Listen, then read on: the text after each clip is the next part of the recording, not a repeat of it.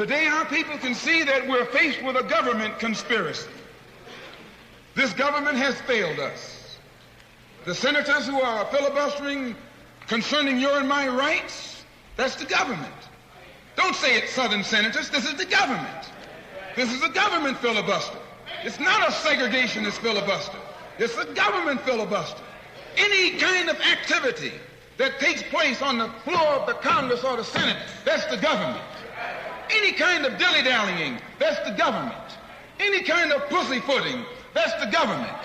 Any kind of act that's designed to delay or deprive you and me right now of getting full rights, that's the government that's responsible. And anytime you find the government involved in a conspiracy to violate the citizenship or the civil rights of a people, then you are wasting your time going to that government expecting redress. Instead, you have to take that government to the world court and accuse it of genocide and all of the other crimes that it is guilty of today. So those of us whose political and economic and social philosophy is black nationalism have become involved in the civil rights struggle. We have injected ourselves into the civil rights struggle, and we intend to expand it from the level of civil rights to the level of human rights. As long as you fight it on the level of civil rights, you're under Uncle Sam's jurisdiction. You're going to his court expecting him to correct the problem. He created the problem. He's the criminal. You don't take your case to the criminal, you take your criminal to court. Who had both the national and the international message. One of the reasons that it is bad for us to continue to just refer to ourselves as so-called Negro, that's negative. When we say so-called Negro, that's pointing out what we aren't, but it isn't telling us what we are. We are African, and we happen to be in America. We're not American. We are people who formerly were Africans who were kidnapped and brought to America. The tactics and the strategy and the methods of all of the African nations who have emerged and won their independence. And they've seen that the Africans didn't get it by sitting in. They didn't get it by waiting in. They didn't get it by singing "We Shall Overcome." They got it through nationalism. Many times when Malcolm X was prefacing his speeches with the words, "The Honorable Elijah Muhammad teaches us," Malcolm X was teaching Malcolm X lessons over and beyond anything the Honorable Elijah Muhammad ever thought about. You say we are on the road now to a better world because the white man promised integration. This is a disgrace. Mr. Muhammad's analysis is that until the image of the black man in the mind of the black man has been changed, you will always have delinquency, parental as well as juvenile. So his entire approach is not so much to change the attitude of the white man toward the black man, but to change the attitude of the black man about himself. The Arabs and certain powerful groups within Islam really wanted Malcolm on their side. There was a serious attempt to persuade Malcolm to turn on Elijah Muhammad and establish a second Islamic group based on what they considered to be Orthodox Islam. They offered him $3.5 million. He turned it down, and we were walking down the street toward his car, and this man had turned down $3.5 million. And whacked me on the shoulder and says, "Swine eater, let me buy you a cup of coffee." He was more loyal to Elijah Muhammad than Elijah Muhammad eventually was to him.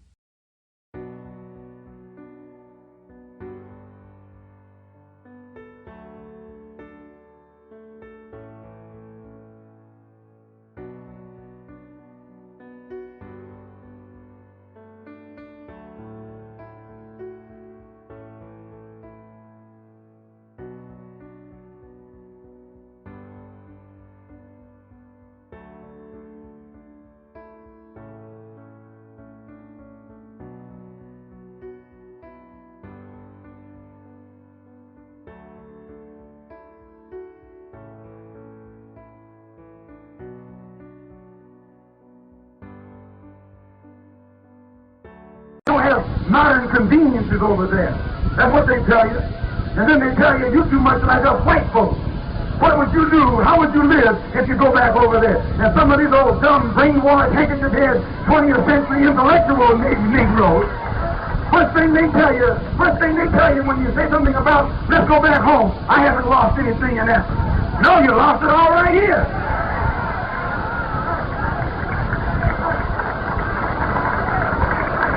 You came over here with it. When you came over here, you had it. But you lost it. You lost your name.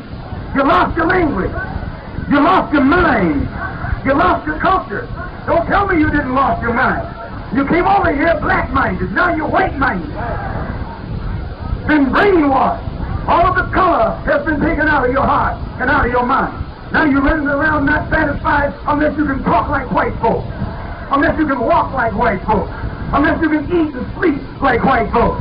You're a white-black man. White on the inside and black on the outside. You're not this and you're not that. Mr. In between.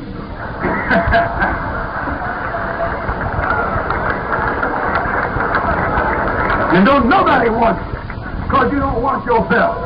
Why, the book says, don't mess with Mr. In between. Nobody wants Mr. In between. You're a middleman. They won't let you be white and you don't want to be black. You don't want to be an African and you can't be an American. So you run around here like a nut on the law, sitting on the fence. You're in bad shape.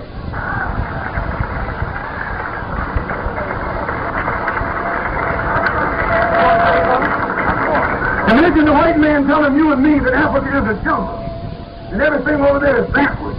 And if you go over there, you won't like the living conditions. How are they living over there? Why, we got to fight them over there to get them out. If it's nowhere over there, why don't they get out of there? Why did Lumumba have to fight to get the Belgians out of the Congo? So it's one of the most beautiful places on this earth. If it wasn't beautiful, the white man wouldn't be there. You got the white man all over there. He's everywhere over there, living like a king. But they're getting ready to send him. Send him. No, it's not a jungle.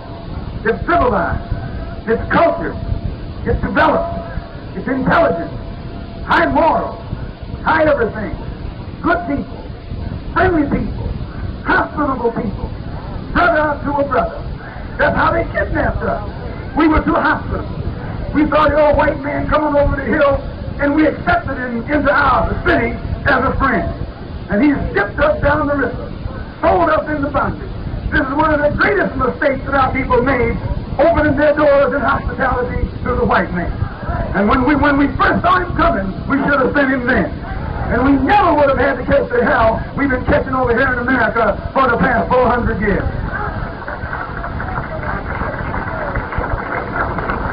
When he came to Africa, he came from the jungle to civilization. Because the jungle was in Europe.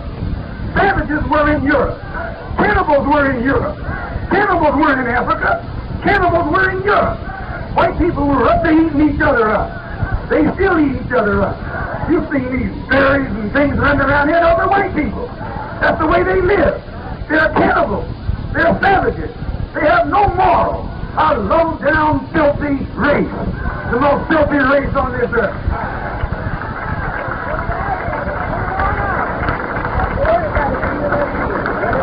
They used to live in the caves.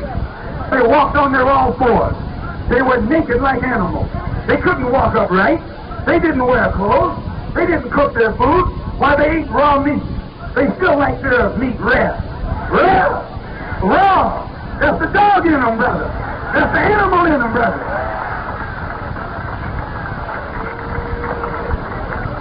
Now they're a race of cave dwellers.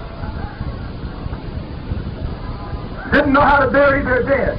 For 2,000 years they lived up in the caves of Europe. And during that time, your and my people were living in luxury, living with high culture, living in a high civilization. Why, Africa is the root of civilization. Africa is the home of civilization. Africa has been civilized a long time. They have all kinds of civilizations in Africa. They have the Egyptian civilization, the Carthaginian civilization, the Mali Empire. the empires of Benin, of Mali, Songhai. Why, you can call out empires all day long from the African continent that were at a high state of culture when these blue-eyed things were crawling around up in Europe, living in huts, eating raw meat. I love to talk about it. I do. I love to talk about it. Yes, I love to talk about it. Talk about them like a dog. And they should be able to take it. Now they know how we feel. Why, when I was a little boy, they called me nigger so much I thought that was my name. That's all they knew how to call you. Now they get an inkling of how we feel, and the chickens that they sent out there are coming home to roost. They are a race of cave dwellers, raw meat eaters, naked, no clothes wearers. That's where they came from. They ain't not fit to be walking around here telling you to look like they do, or imitate them. No, they learned civilization from you. They learn culture from you. They learn how to wear clothes from you. They learn how to cook their food from you. They learn mathematics from you. They learn science from you. Why, the black man in Africa had mastered the arts and sciences. Way back yonder, he mastered the mathematical sciences, the astronomical sciences, to the extent where he could plot the course of the stars in the universe when this old white blue-eyed thing didn't even know that the earth was round. He just found out the earth was round. Senro Ret I. Here's an African here who set up the kingdom of Athens. Not only that, conquered into southern Russia, what is called Black Georgia today. I often wonder if that's why they call it Black Georgia, because of this African here in Senro Ret of the 12th dynastic period. Senro Ret I, who conquered into Europe at this particular time, and this huge colossal right here going back to the African origins of civilization. Now, Maspero, as my wife pointed out about, he's one of the top psychopathic races. Now keep in mind, the Cairo Museum, people come from all over the world to read this. But first of all, before I read this, let me show you this man right here named Maharpura. This is Maharpura right here.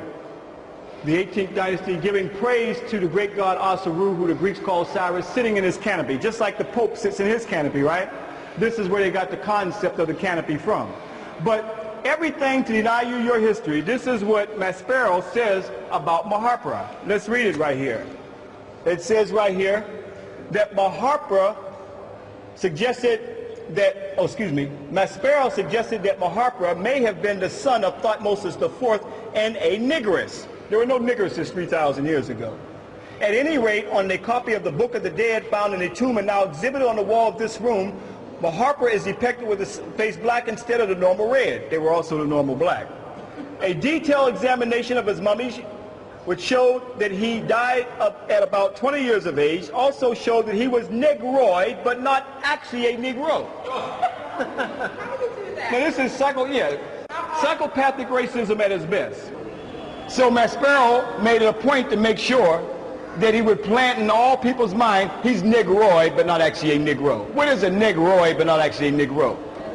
That's like saying he's Caucasoid, but not actually a Caucasian. Everything to deny the African story that's told right here in the African Nile Valley. Negroid, but not actually a Negro. So I want to point this out to show you the forces that we're up against, the forces that we're fighting. As I said before, many years I've come here, and Amenhotep III that you see right here was in the front, along with all the other Middle Kingdom pharaohs. And I came a year ago and I noticed that he was missing. I didn't know where he was at. And it wasn't until I came back, after searching throughout all the museum, I find him in the back corner. In this back corner with pieces that you see are broken up. He is a major pharaoh of the 12th dynastic period, a time of high literature, a time that it was known as the second golden age of Kemet. This is a brother who took and built the pyramids in Hawara. This is the brother who made the black capstone put on top of this pyramid that you just saw. But why is he in the back corner? But you're going to see Nefret and Rahotep those two figures, once you see them, you'll recognize them because you see them in all the books in America. That's who they show you, who were irrelevant, who were not pharaohs, who did not build major sites and so forth, and one even questioned if they had anything to do with this. But we got to question, why is Amenhotep the third all the way in the back room, in the back corner for no one to see him, where he's been systematically moved out of the way? And I'm saying that this brother built his pyramid, like I said, in the area of Hawara. He's known as building the labyrinth, which is a very elaborate structure. Many rooms were in this labyrinth. So all the things that he did, but the racism of the Western world, this is where we have Amenhotep III. But you see his nose has been knocked off. This is what we're saying. Like I said before, there's no one prototype that defines an African facial characteristic. Look among us, we have all types of facial characteristics, nose structure, and even color. This is what made us truly the people who we are, the mothers and fathers of the planet Earth. But systematically, the ones that got wide nose, thick lips, have been systematically trying to erase it from the public's eye. So now we see Amenhotep III is in the back corner with other relics, and we have to come back in the back corner. And when we get around to the other side, I'm going to show you where he once stood at. So we have to understand that there's a serious psychological, intellectual war going on. And it's a serious war that's just as vicious as having our children in the classroom where the psychological war takes place, especially when that educational institution is controlled by someone who does, or other people who doesn't have the best interests of our children nor our people at heart. The first thing that you'll see on Egypt, many of you have seen Rahotep and Nefret. Rahotep was not a king. Nefret was not a queen. They did not hold the throne in ancient times. But it seems as though they are in all of the books in Egypt. It's the opening of the page. Now keep in mind that African people are many colors. I've traveled throughout the African continents. There are many shades of color of African people. But the point that I want to specifically point out here is the fact that Nefret and Rahotep are the ones who stand out in all the books. So when you get the books, they have selectively gone through here and have, as we know in America, a thing called passing.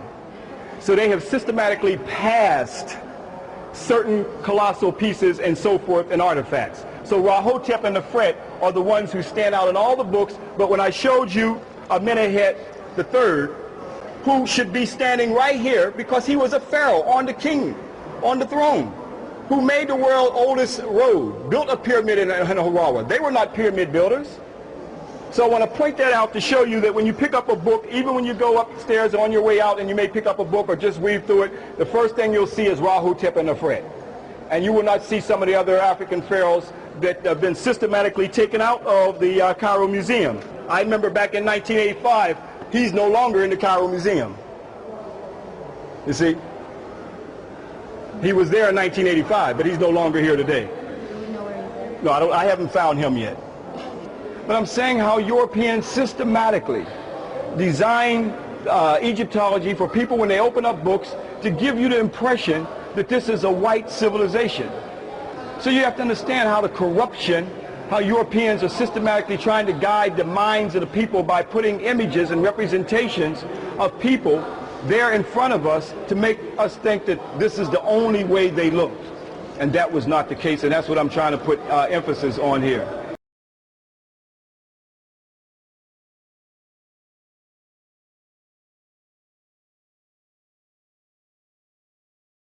Hi, this is a video I'm going to do about Black African Egypt and, you know, cover-ups over time, you know, like the defiling of the Sphinx. Hi, this is a video I'm going to do about Black African Egypt and, you know, cover-ups over time, you know, like the defiling of the Sphinx, you know, just like countless cutting away of like facial features and stuff like this. But this is actually from my history class, and it's funny because they're showing an image of Ramses temple before they move it, right? And you can obviously see in this video that the nose does not have any cut lines on it to begin with, but by the time it's replaced, the nose has been turned, has cut marks on it, and it has been changed to a more of a either Middle Eastern Sephardic or Southern European Romantic, even though they showed like a European looking type of mummy in one of the images, which is weird because when you look at these depictions of Ramses when they're moving the temple, it's obvious that he's got black African, like Nubian, sub-Saharan Kemetic or I can't remember what it's called. I think it's Maritan features. That's what I'm going to show you here. I'm going to show you this footage, and this is from the History Channel, and it's being used in my history class. So, if they want to argue that the footage isn't official, they're using the footage themselves. We go through this series of the transfer of it being saved from them putting up a dam, like covering up countless numbers of ruins because they flooded them with a dam. But here, let's watch this. All right. Check out the features from too. Annihilation. The site is Abu Simbel in Egypt's extreme south, where two colossal temples built during the reign of Ramses the Great are in danger of drowning beneath the rising waters of Lake Nasser. Now look at these features right there. See that? And there's already been a cut right there. But like right here. But watch the features. The new lake has formed because of the construction of the Aswan. See that? High Dam, 140 miles downstream. Now contractors from 5 nations up. Look at that. Look at those features. All right? There's no cut on the nose right there. There's no cut at all, right? It's a purely black African looking face. All right? Are in a race against the clock to deconstruct the temples inside and out and move them piece by massive piece to higher. Look at that. Okay, so here we go. Ground. First, the engineers cut the temples. Watch the features after they move it. And transport See the them nose? to a new site, The 200 nose? feet higher and 600 feet further inland. There. Look at that. Keep watching. There the blocks are restacked against and within.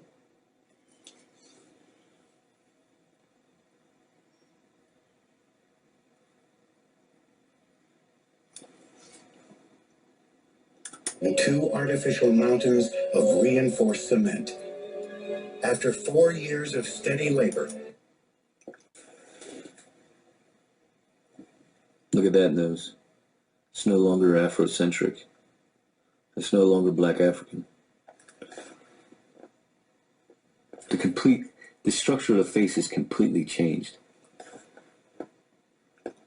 And 3,200 years in existence, the temples of Abu Simbel have a new home. Whoa. Go back there. Watch this. There the blocks are restacked against and within 2 artificial mountains of reinforced cement. After 4 years of steady labor and 3,200 years in existence. It's no longer even the same. It doesn't look anything like it originally did. Look at this nose. Look at that nose. Right there. Look at that nose. It's not the same at all. It's completely different. Look at that nose. Even the cheek structures are completely changed. Have a new home. It was a miracle. It's a sign of cooperation. It's a sign of genius, of comparing engineering of yesterday and engineering of today. The Abu Simbel temples. Yeah, engineering of today. Engineering lies. Right, you are a wise man. You're an intelligent man. And If I was not a Muslim or follow the Honorable Elijah Muhammad, I couldn't talk to you for 2 minutes. And I believe I can hold my own as an intelligent conversation with you. But it all comes from the Honorable Elijah Muhammad. But people praise me. Oh, you should be the leader. Well, you don't have to follow Elijah. Man, are you a fool? Everything I got come from him. He taught me who I was. He made me proud. He made me fearless. He made me love my own. I've turned down millions and to keep from selling out my people. The beautiful name Muhammad Ali. I now have 56 Muslim invitations by governments. All they ask me about when I go to those countries, how is Elijah Muhammad? You believe something which I happen to know isn't true. Now hold it. See, what is it that I believe? You believe it's not true. You believe that the entire white community is your enemy. I happen to know it's not your enemy. I doubt if there's anybody in this room who is your enemy. I tell you what. But I do believe that just as Hitler persuaded all the Germans to believe that all of the Jews were their enemy, that the people are engaged in spreading this kind of virulence, and that some very, very sincere people get caught up in it. You're an example of it. It was very early on that I recognized that no board inquiring into his intellect could ever sincerely have come to the conclusion that he was too dumb to be drafted, because he was a very bright guy. 22 million black people in America. Who would you say our everyday common enemy is? What other country or what nationality? I mean, you know, you have the nerve to be on a TV show like this and look at me like I'm wrong for saying Elijah Muhammad is poisoning you by telling you that we're your enemies. And I feel it and see it every day. And every black man watching this show know you are enemies. And you have the nerve to stand up here and say Elijah Muhammad is poisoning my mind. He cannot teach us that you are enemy. You taught us, and your people daily. Martin Luther King is bumped off unjustly. Adam Clayton Powers bumped off unjustly. They took my title unjustly. They killed Medgar Evers unjustly. All the integrators who love white folks was unjustly kicked out of Washington. They've been deprived of education and poverty throughout the country. The extraordinary thing about it is that although I began thinking that he was simply special pleading on his own behalf, I ended up by thinking he was absolutely correct. We believe that since we are 22 to 30 million people and it's worked 310 long years, 16 hours a day for nothing, to enable America to be the 50th richest states on the planet, and fought in the Japanese War, the German War, the Korean, now down in Vietnam, to uphold America's freedom and independence. We think now that the master should now say, slave, you helped me build a house, and you done worked so hard and tried to love me, but I wouldn't accept you. I shot your leaders and killed you. Now that you're free and educated now, here, take a few of these states, or go back to Asia and Africa now that you're educated, and build a government for yourself, and give us a good send-off. And we think this is the solution. I'm not allowed to earn a living here. I'm not allowed to leave the country. And I had about $10 million in contracts in foreign countries, European and African countries. And the government has taken my passport so that I can't go out here to work. Then I cannot work in America. So, and I can name many more people, you know. But you can't say, though, can you, Mohammed, the simple thing that one race is righteous and another isn't. We all have our faults. I'm not going into that, you know, I just said... No, but you do, I mean, all I meant was I can't leave you saying that, in the sense you can't say that one race... Well, I would say that weapons, all of your guns and your bombs and your poisons are created by your white race. You can't say that, though, Mohammed. We all have faults. I would say whiskey and homosexuality. If you go back to England, your country, Europe, when they kicked out the old... Packed with whiskey and homosexuality wherever you look. You remember certainly. when a lot of the whites were kicked out of there, they say there's trash, they say so-called. No, but I mean... They're the ones that landed here. You can say certain...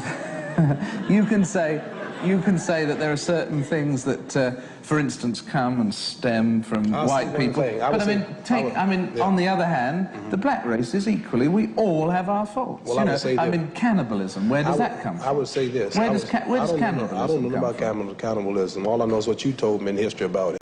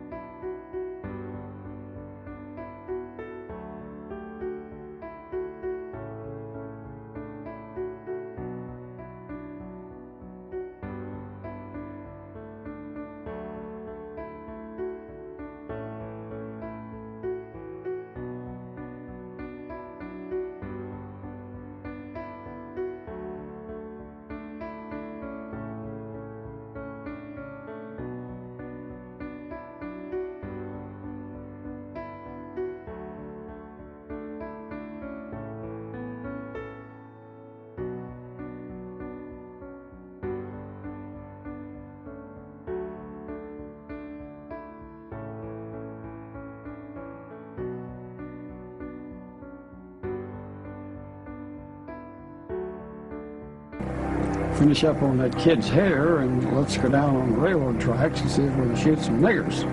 We opened the windows so we could hang out and look, and it smelled a terrible smell. Did they burn bodies? We opened the first crate, looked out, and there were the bodies of 3 black men. We set the lid down real quick and proceeded to go over to the next crate, which is much larger, and opened it, and there was at least 4 bodies in that crate. They were all just piled in there. That night, just about dusk, up on Reservoir Hill, which was just south of the house, there's a great big cross burning. And all these people up there it was a Klan, is what they were, because we could see them from our house. And they was burning this cross, and we could hear people crying and screaming.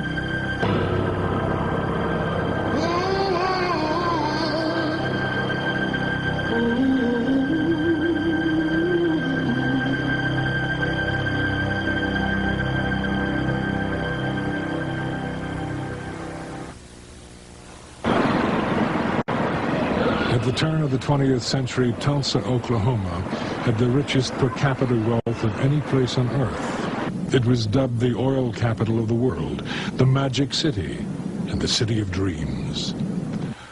Among those who traveled to Tulsa was a young teacher named Mary Parrish. I came to Tulsa from Rochester, New York in 1918. I had heard of the town since girlhood and the many opportunities to make money. But I came because of the wonderful cooperation I observed among our people, especially among our businessmen and women. Every face seemed to wear a smile. After spending years of struggling and sacrifice, people have begun to look upon Tulsa as the Negro metropolis of the Southwest. Going north to Archer Street for 2 or more blocks, one could see nothing but Negro businesses. Going east, you would behold Greenwood Avenue, the Negroes' Wall Street. There were homes of beauty and splendor, and the schools and churches were well attended. It was a city within a city, and some malicious newspapers took pride in referring to it as Little Africa. The readings from that time that were racist, inspired by racists, from the National Guard to the Klan controlling the legislature, when he spoke of blacks were to pull themselves up by the bootstraps. And they did. They did. The money in my community didn't turn over the traditional 3 or 4 times. It turned over 8, 9, 10, 11, 12 times. There was legitimate and illegitimate monies to be made that fueled that economy. So my community was the Vegas of the 20. It was roaring.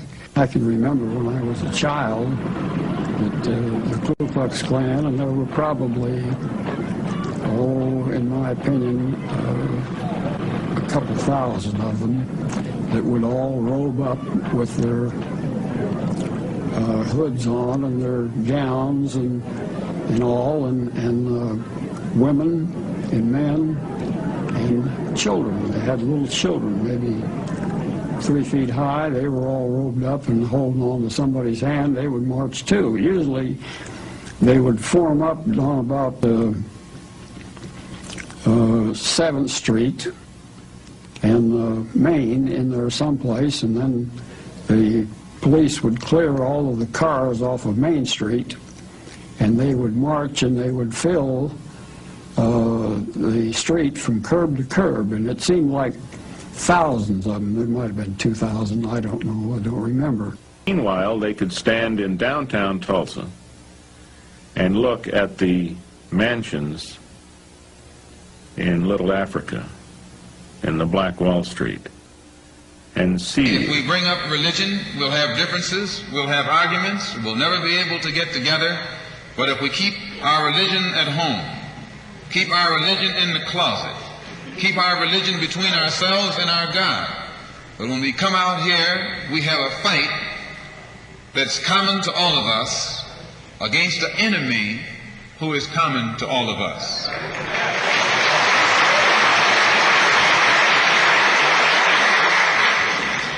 The political philosophy of black nationalism only means that the black man should control the politics and the politicians in his own community. The time when white people can come in our community and get us to vote for them so that they can be our political leaders and tell us what to do and what not to do is long gone.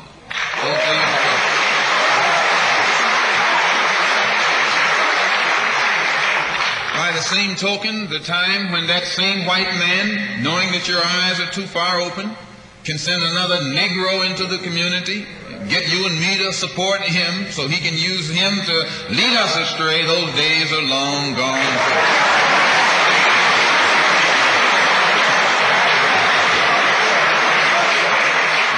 The political philosophy of black nationalism only means that if you and I are going to live in a black community, and that's where we're going to live, because as soon as you move into as soon as you move out of the black community into their community, it's mixed for a period of time, but they are gone, and you're right there all by yourself again.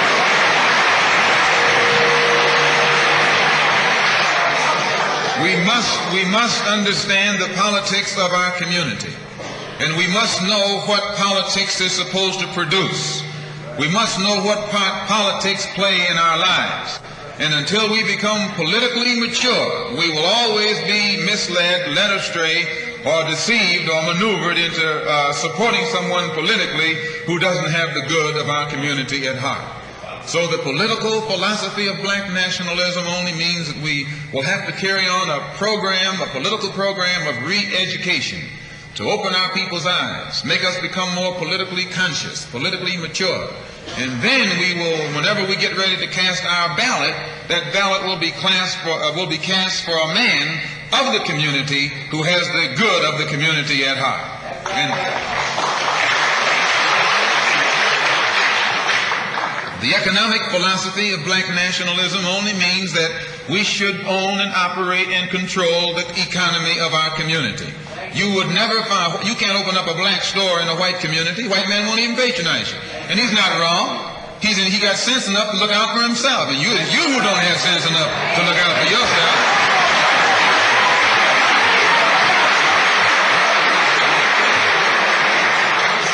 The white man is too intelligent to let someone else come and gain control of the economy of his community. But you will let anybody come in and control the economy of your community. Control the housing, control the education, control the jobs, control the businesses under the pretext that you want to integrate. No, you're out of your mind.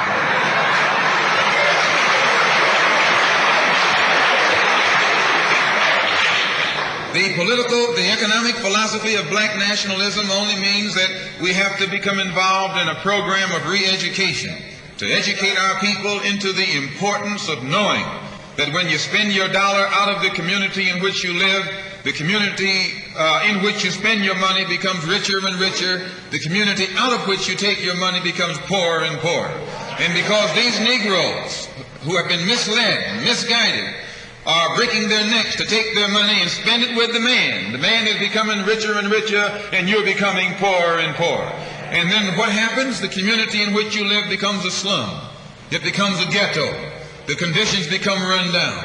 And then you have the audacity to complain about poor housing in a run-down community.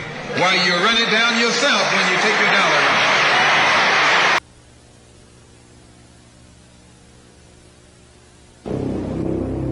It was a typical Monday morning for a 19-year-old black man named Dick Rowland. He worked as a bootblack in the downtown area. Because there was no restroom facilities, Rowland had permission to use the restroom on the top floor of the Drexel building. In order to reach the top floor, he had to use the elevator. Dick Rowland didn't look down when he went to get on the elevator, and therefore, because of the unevenness of the two floors, he stumbled. He started falling, and he reached out to break his fall and touched his operator, and she hollered rape. And so they arrested, the police came and arrested Dick Rowland about 10 o'clock in the morning. And that afternoon, the Tribune came out and told what happened in the Blue Building. And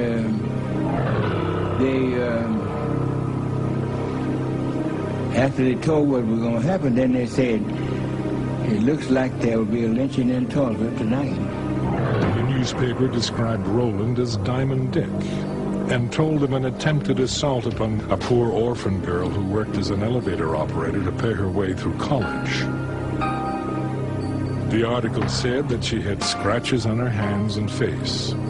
In fact, she was not an orphan. She had deserted her husband in Kansas City and had been served with divorce papers in Tulsa 2 months before. And she was neither scratched nor had torn clothes. The real incident isn't the incident in the elevator. The real incident is what happens over at the offices of the Tulsa Tribune, which was the city's daily afternoon newspaper. And we know there were a couple articles in it that talked about what happened at the Drexel. One was a front page article that said something like "Nab Negro for attacking girl in elevator." But there was a second article, it might have been an editorial, that we think was called "To Lynch Negro Tonight." We don't know really what it said, but we do know from white sources, from black sources, from government officials and others, that there was an article there suggesting that a lynch mob should gather downtown and to lynch Dick Rowland. Talk of a lynching was prevalent throughout the city, and by evening, white crowds began to form around the courthouse. A burning cross was visible on Standpipe Hill, which overlooked North Tulsa and Greenwood. The sheriff took the elevator to the jail, located on the top floor of the courthouse, and set up a barricade. In Greenwood, it was believed that a lynching was imminent, and mob rule without legal consequences was not without precedent in Tulsa. A few months before, a lynch mob had taken accused killer one Ray Belton from the Tulsa jail. A mile-long procession of cars escorted him to a tree on a county road where he was lynched. Local police officers directed traffic. 3 months later, in the town of Holdenville, 70 miles away, a white mob took a black man from the county jail, hanged him from a telephone pole, and riddled his body with bullets. He was accused of attacking a white woman. In Wagner, 30 miles from Tulsa, another lynching took place. A white man down in Wagner, Oklahoma, had asked a colored girl for sex. And she told him her price. He had sex and he didn't want to pay her. He didn't pay her. She took out a knife and cut his throat and killed him. So they arrested her, they lynched her, and then they drug her body up and down the main street of Wagner, Oklahoma. And the Negroes in the community had decided there will not be a lynching in Tulsa, Oklahoma. In Oklahoma, it is not considered a crime for a man to kill a Negro. In recent years, there have been many lynchings in Oklahoma. There is yet to be chronicled the instance where any individual has paid a legal penalty or where an officer has been removed from office for failure to protect the life of his prisoners from criminal violence. It is perfectly safe at any time and at any place for any considerable number of men together to take a prisoner from the hands of an officer and inflict the penalty of death. Harlow's Weekly, June 1921. Most of the news that people received came from their newspapers. It's incredible to look at the content of those newspapers and realize that it was a constant barrage of articles appearing concerning lynchings of black people. This was over and over and over again. In fact, 2 black people a week were being lynched in America at this time. The evening being a pleasant one, my little girl had not retired but was watching the people from the window. Occasionally she would call to me, "Mother, look at the cars full of people." I would reply, "Baby, do not disturb me when I read." Finally she said, "Mother, I see men with guns." Then I ran to the window and looked out. There I saw many people gathered in little squads talking excitedly. Going downstairs to the street, I was told of the threatened lynching and that some of our group were going to give added protection to the boy. I am told that this little bunch of black men marched up to the jail where there were already over 500 white men gathered, and that this number will soon swell to over 1,000. Someone fired a stray shot, and to use the expression of General Grant, all hell broke loose.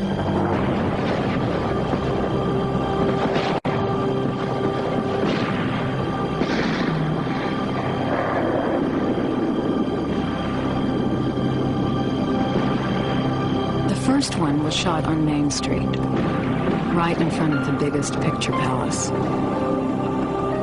His falling brought the crowd to a halt. They just stood and looked at him. 3 or 4 ambulances clanged down to the place, but the crowd turned on them and showed their guns. One said, "Don't touch the blankety blank." The ambulance workers didn't quite know what to do, so they turned off their engines and just stood there, blocking the street. Then there was a whoop a block away. Some of the Negroes had tried to organize and get their friend. The crowd surged forward, trampling the man on the sidewalk who was about dead. He lay, writhing on the sidewalk under a billboard from which smiled winsomely the face of Mary Pickford, America's sweetheart.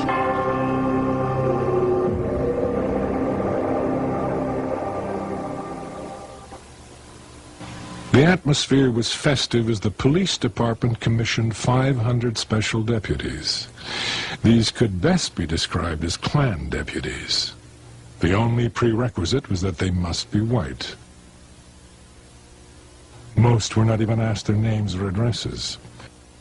One black man was erroneously sworn in. It occurred to me I could get sworn in as one of the special deputies. It was easy. My skin was apparently white, and that was enough. After some 50 or 60 of us had been sworn in, a villainous-looking man remarked casually, even with a note of happiness in his voice, "Now you can go out and shoot any nigger you see, and the law will be behind you." The Ku Klux Klan mob, having largely been made up of veterans, began to militarily organize themselves. And they divided down into squads and ran a skirmish line along Archer. After watching the men unload on First Street, where we could see them from our windows, we heard such a buzz and noise that on running to the door to get a better view of what was going on, the sights our eyes beheld made our poor hearts stand still for a moment. There was a great shadow in the sky, and upon a second look, we discerned that this cloud was caused by fast approaching airplanes. It then dawned upon us that the enemy had organized in the night and was invading our district, the same as the Germans invaded France and Belgium. Looking south out of the window of what then was the Woods building, we saw carloads of men with rifles unloading up near First Street. Then the truth dawned upon us that our men were fighting in vain to hold their dear Greenwood, Mary Parish.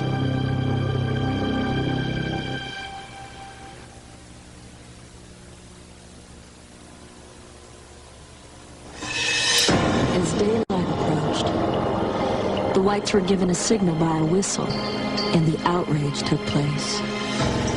All of this happened while innocent Negroes were slumbering and did not have the least idea they would fall victims to such brutality. At the sound of another whistle, more than a dozen aeroplanes went up and began to drop turpentine balls on the Negro residences, while 5,000 whites with machine guns and other deadly weapons fired in all directions. Negro men, women, and children began making haste to flee to safety, but to no avail. as they were met on all sides with volleys of shot. They were killed in great numbers as they ran trying to flee to safety. Torchlights were used to burn up the Negro settlement. And in the meantime, they used large trucks loading up pianos, victrolas, and other articles that were left in the Negro homes. A.H.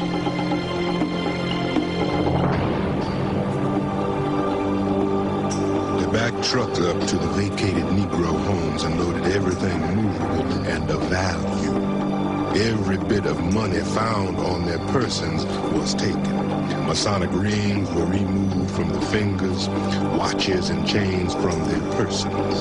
In fact, everything of a material nature preparatory to the cruel initiation, which had not yet ended, was taken from them. And so, penniless, in a destitute condition, they were corralled first one place and another. G.A. Gregg. Once they framed that skirmish line, they had marched into the north side of the downtown area, and they shot everybody they could find. They burned every home, but not before looting it first. They burned every business. They burned every car. They burned everything, systematically, block by block, house by house. They went all the way through the city. At the same time, the telephone lines were cut, the telegraph lines were cut, and the railroad leading into Tulsa was blockaded.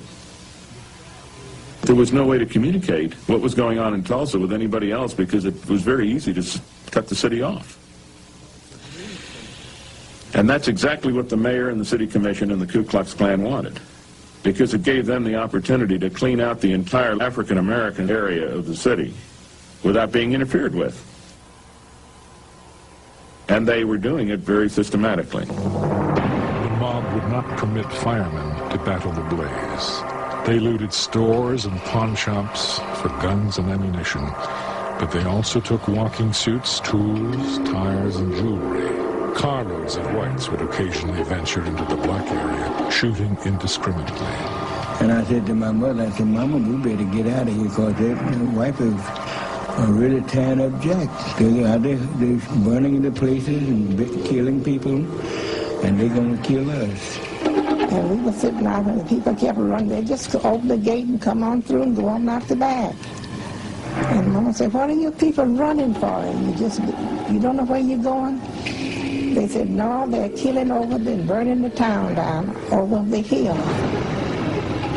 The technique varied with different groups of the mob, but the general procedure was to go up to a door and put a gun against the lock and blow it off. The flimsy doors would have smashed easily enough, but this was gun night.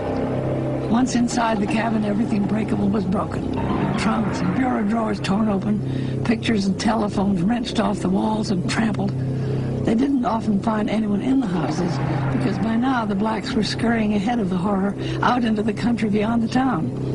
But sometimes they did find someone with whom they dealt. When they had smashed enough, they scattered around a little kerosene and threw some lighted matches into the mess. If this particular cabin didn't burn well, it would be reset presently by the blaze of the one next door. The houses the mob set fire to without breaking in first were really the most unlucky, because sometimes there were people in them, panic paralyzed, people who didn't realize with all the noise and fright that the house was on fire, not until it was too late to get out. And you and I are in a double trap, because not only do we lose by taking our money someplace else and spending it, when we try and spend it in our own community, we're trapped because we haven't had sense enough to set up stores and control the businesses of our community. The man who's controlling the stores in our community is a man who doesn't look like we do. He's a man who doesn't even live in the community. So you and I, even when we try and spend our money in the block where we live or the area where we live, we're spending it with a man who, when the sun goes down, takes that basket full of money in another part of the town.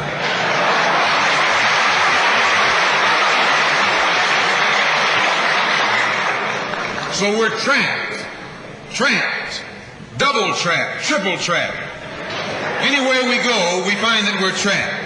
And every kind of solution that someone comes up with is just another trap. but the political and economic philosophy of black nationalism.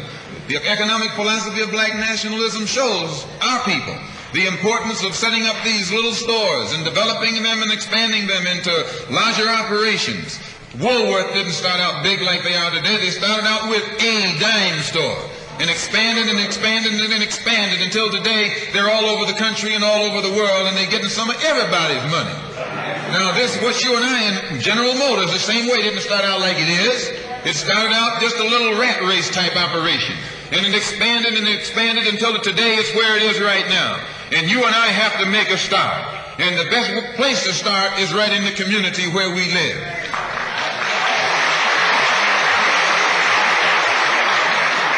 So our people not only have to be re-educated to the importance of supporting black business, but the black man himself has to be made aware of the importance of going into business. And once you and I go into business, we own and operate at least the businesses in our community.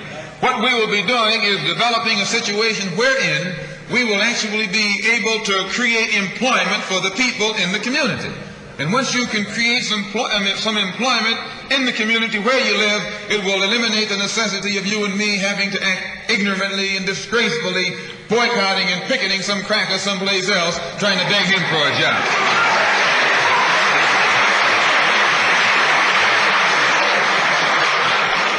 Anytime you have to rely upon your enemy for a job, you're in bad shape. And he is your enemy. Anytime, you wouldn't be in this country if some enemy hadn't kidnapped you and brought you here.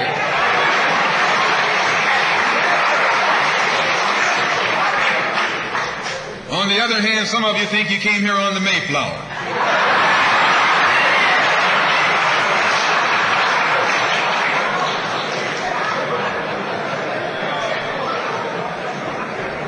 So as you can see, brothers and sisters, today, this afternoon, it's not our intention to discuss religion. We're going to forget religion. If we bring up religion, we'll be in an argument. And the best way to keep away from arguments and differences, as I said earlier, put your religion at home, in the closet. Keep it between you and your God. Because if it hasn't done anything more for you than it has, you need to forget it anyway.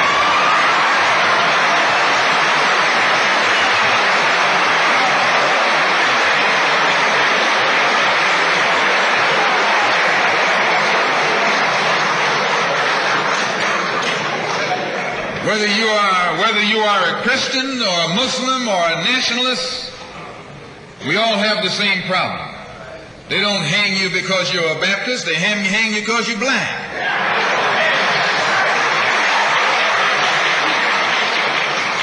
They don't attack me because I'm a Muslim, they attack me because I'm black. They attack all of us for the same reason. All of us catch hell from the same enemy.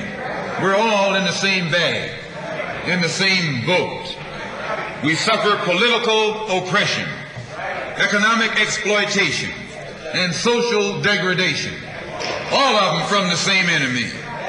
The government has failed us. You can't deny that. Anytime you live in the 20th century, 1964, and you walking around here singing, "We shall overcome," the government has failed.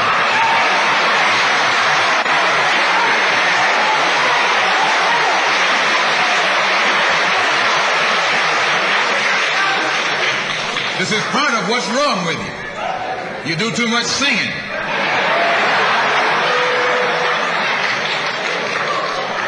Today it's time to stop singing and start swinging.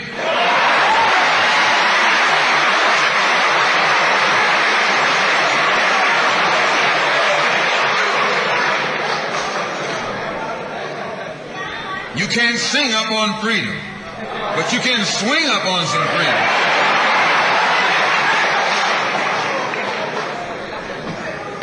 So this government has failed us.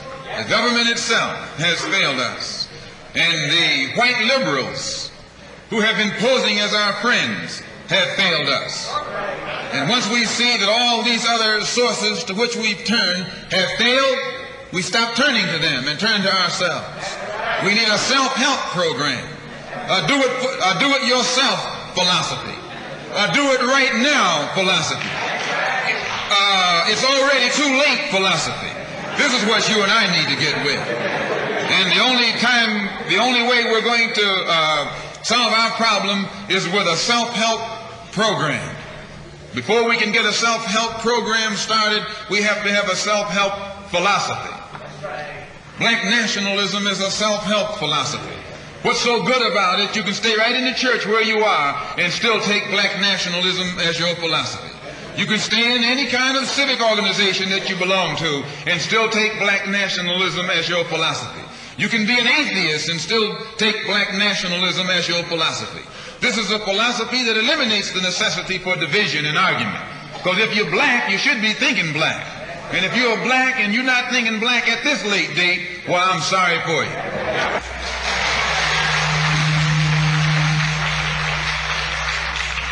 Once you change your philosophy, you change your thought pattern.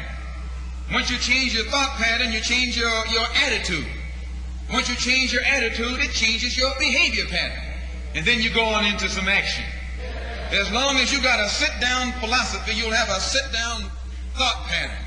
And as long as you think that old sit-down thought, you'll be in some kind of sit-down action. They'll have you sitting in everywhere. It's not so good to refer to what you're going to do as a sit-in. That right there castrates you. Right there it brings you down. What goes with it? Think of the image of someone sitting. An old woman can sit. An old man can sit. A chump can sit. A coward can sit. Anything can sit. Well, you and I have been sitting long enough, and it's time today for us to start doing some standing and some fighting to back that up. The whole African Nile Valley, brothers and sisters. So let's first start with THYSELF. Let's deal with this area of Wadi Halfa, of Crystal, and through our own research, taking groups back.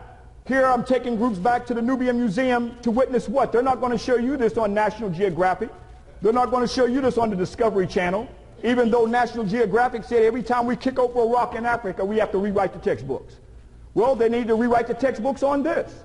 It's right there in the Nubian or Ta-Nehisian Museum. And what? Here, validating what? Wadi Halfa, going back 65,000 to 55,000 years ago. Let's go to Kolobolo and Ta-Nehisi. There we equally can see stones that our ancestors carved right there. I got to lay a foundation of these early systems, brothers and sisters, to show at one time this was not always a desert. You see elephants and giraffes as well as the Sultan king. But the Sultan holding the Sikkim. Here again, Taseti was a pre-dynastic king of Terra Neta holding the Sikkim. Again, it represents his divine authority, but this goes back to Taseti over 26,000 years ago, even though this glyph may be about 5,000 years ago. Again, we see they are the ones that gave us the first stellar calendar. So astrology and ancient cosmological science and astronomy goes back to African people's genius thousands of years ago. Our ancestors, from their empirical observation of the universe, we mapped out the stars. We were not just standing around.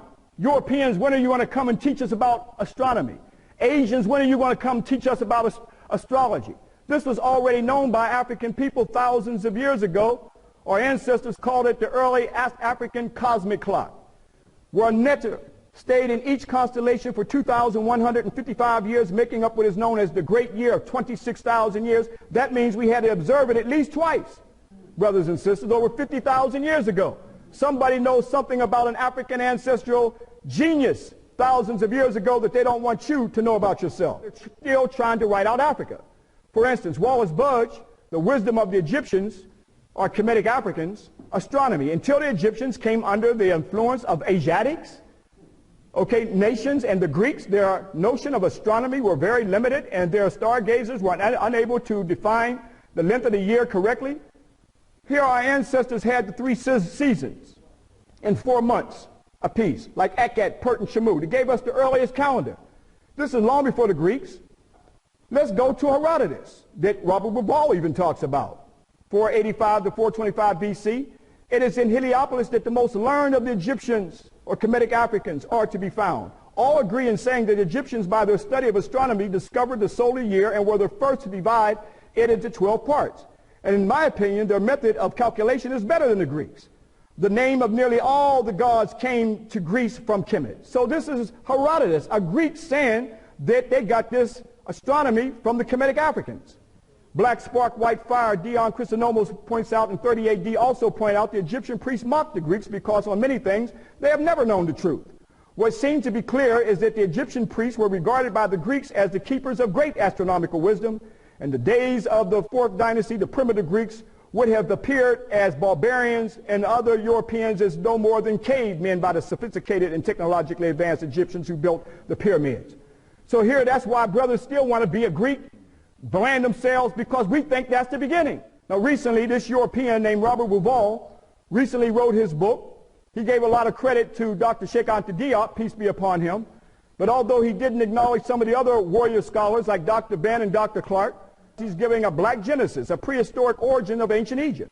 But brothers and sisters, let's understand that although he speaks of Neptoplaya, the southwestern part of Egypt, he says this is the origin of black Egypt. That's the front room of the house.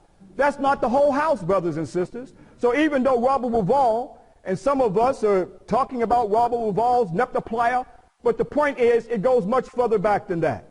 He's talking about these astronomical stones right here in south part of Egypt, were ceremonial stones where our ancestors connected to celestial and terrestrial events. From that spiritual connection, our ancestors knew this from the dawn of time. Let's go back to Ethiopia. We're deep in the house now. We're not in the front room. This is the mother of Egypt. We were just there and here in the area called Tia. Here you see ceremonial stones, brothers and sisters, Ethiopian heritage site. Right here, this is our Kemet New tour.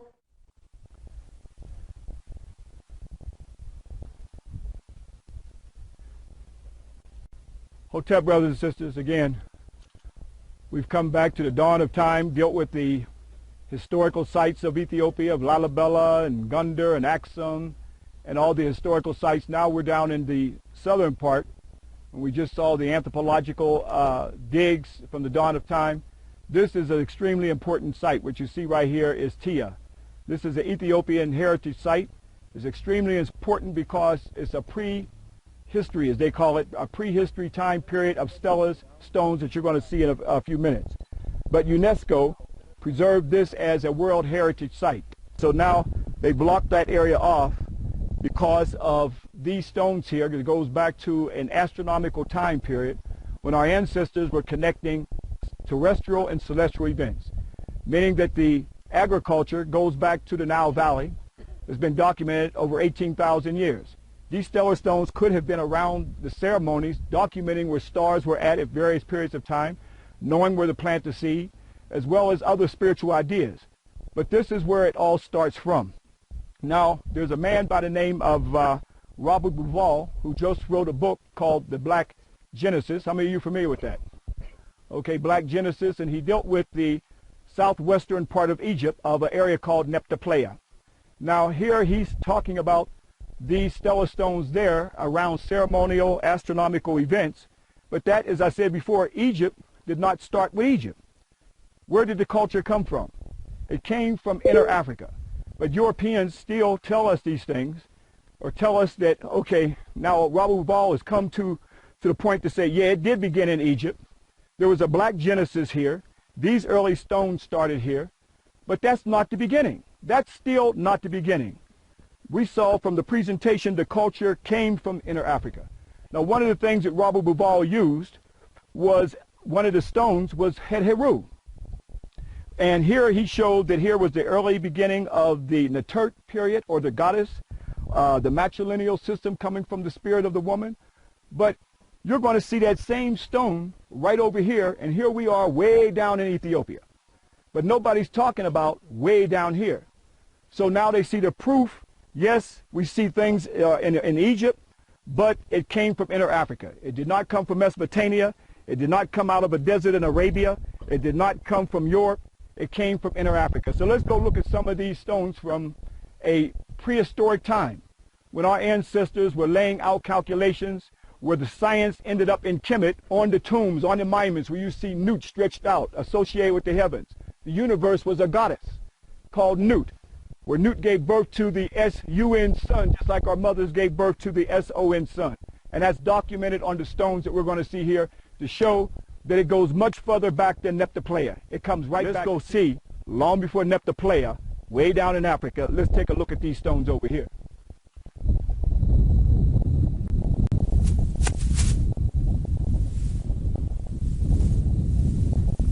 See, many of you are fortunate. Most black folks don't have the consciousness to even come back here and to come this far into Africa.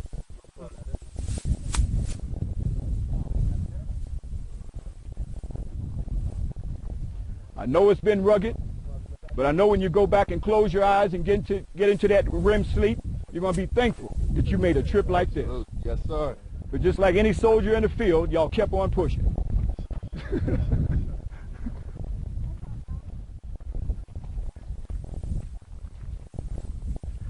So here, brothers and sisters, this is not Neptoplaya. This is not Egypt, or Kemet as our ancestors called it. This is deep into Africa. Way down here you see Tia. These stones here, they may not look like much to you, but this is from a prehistoric time period when our ancestors put these stones here, calculating astronomical events even long before Neptoplaya. In the early part of the presentation, I showed you the cultural highway and connections of how our ancestors carried the culture down the Nile, down Abai, the Atbar, the Happy Nile, and brought that culture right on into Egypt. You see it on the monuments and temples. Now, the culture is still here in Ethiopia, but it's only on the temples in Kemet. And it's only until we're able to identify the culture and the symbols can we identify it. So again, we're going to prove and show that the temples that you see in Kemet, and you see the whole idea of Nut and Hathor giving birth to the sun, that started way down here, and they carried that spiritual science and culture where it ended up on the monuments and temples in Egypt. Some of these stones have not been able to be interpreted, but this one I can clearly interpret. Okay? Everybody can get around this stone right here. I'm going to stand here. Let's make a circle like this. Now, in Robert Bauval's book, Black Genesis, or Black Beginning, and Genesis means a Greek word that means a beginning. Our ancestors' beginning was called Tepi, okay, the first time of creation. But here you see, I want you to see the breast, right here. Look at the arms. That's the sun. This is Nut right here.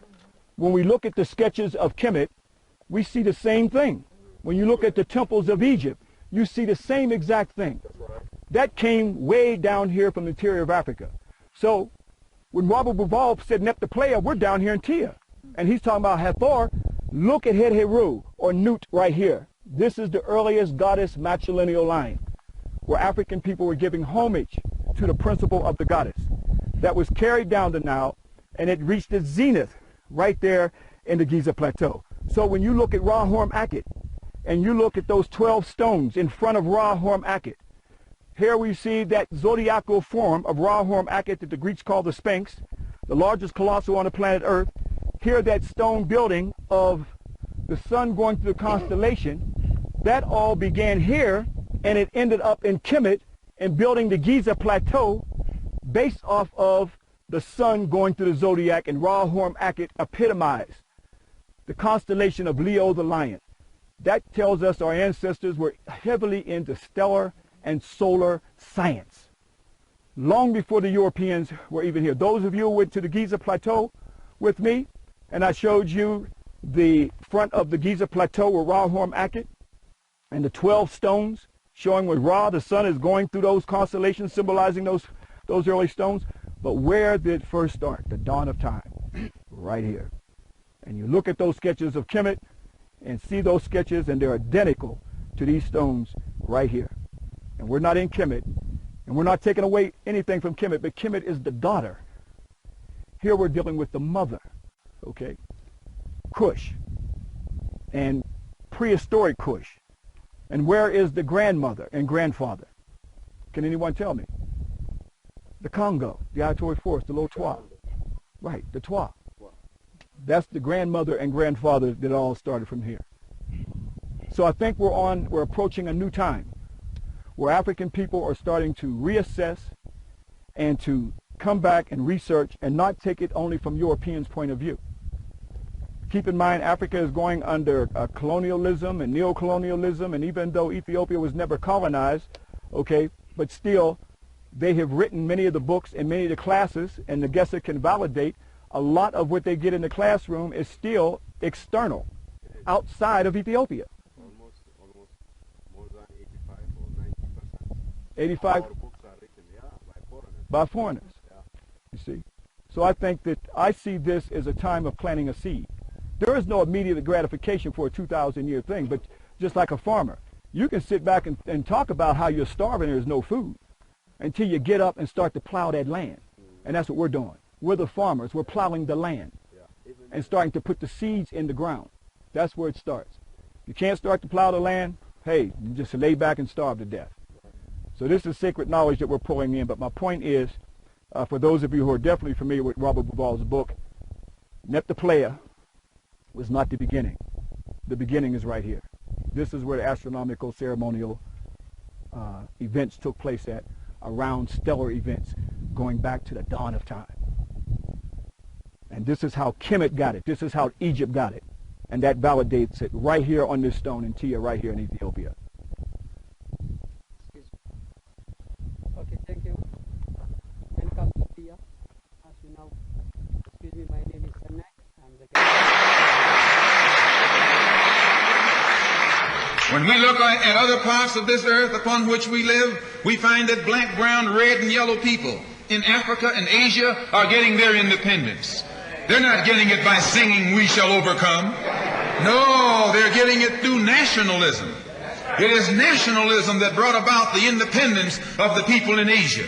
Every nation in Asia gained its independence through the philosophy of nationalism. Every nation on the African continent that has gotten its independence brought it about through the philosophy of nationalism.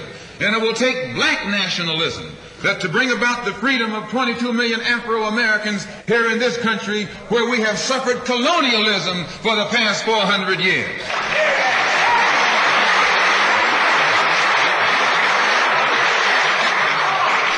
America is just as much a colonial power as England ever was. America is just as much a colonial power as France ever was. In fact, America is more so a colonial power than they, because she's a hypocritical colonial power behind it.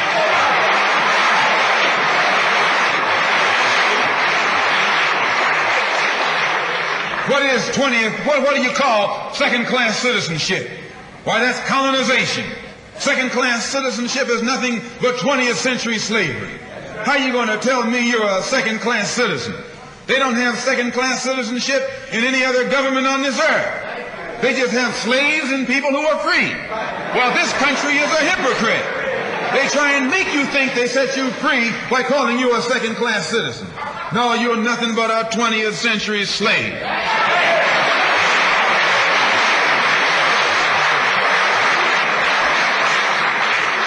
Just as it took nationalism to remove colonialism from Asia and Africa, it'll take black nationalism today to remove colonialism from the backs and the minds of 22 million Afro-Americans here in this country.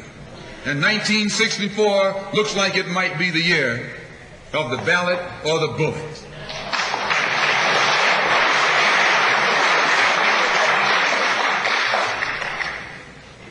Why does it look like it might be the year of the ballot or the bullet? Because Negroes have listened to the trickery and the lies and the false promises of the white man now for too long. And they're fed up. They've become disenchanted. They've become disillusioned. They've become dissatisfied. And all of this has built up frustrations in the black community that makes the black community throughout America today more explosive than all of the atomic bombs the Russians can ever invent. Whenever you got a racial powder keg sitting in your lap, you're in more trouble than if you had an atomic powder keg sitting in your lap. When a racial powder keg goes off, it doesn't care who it knocks out the way. Understand this, it's dangerous. And in 1964, this seems to be the year. Because what can the white man use now to fool us? After he put down that march on Washington, and you see all through that now, He tricked you, had you marching down to Washington. Yes, had you marching back and forth between the feet of a dead man named Lincoln and another dead man named George Washington, singing "We Shall Overcome."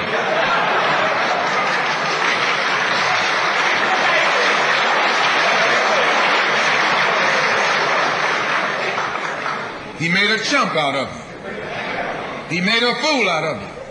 He made you think you were going somewhere, and you end up going nowhere but between Lincoln and Washington. So today our people are disillusioned. They've become disenchanted. They've become dissatisfied. And in their frustrations, they want action. And in 1964, you see this young black man, this new generation, asking for the ballot or the vote. That old Uncle Tom action is outdated.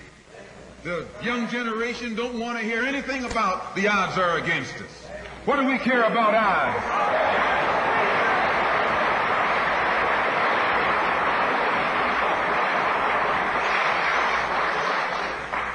When this country here was first being founded, there were 13 colonies.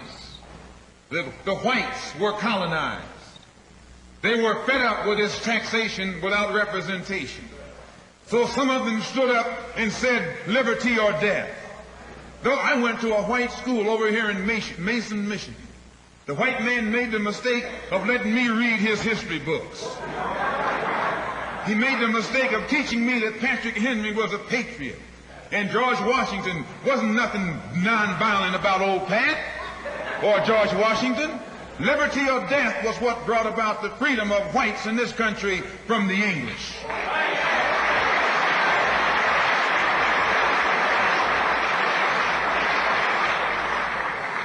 They didn't care about the odds. Why, they faced the wrath of the entire British Empire. And in those days, they used to say that the British Empire was so vast and so powerful when the sun would never set on it. This is how big it was. Yet these 13 little scrawny states, tired of taxation without representation, tired of being exploited and oppressed and degraded, told that big British Empire, liberty or death. And here you have 22 million Afro-American black people today catching more hell than Patrick Henry ever saw.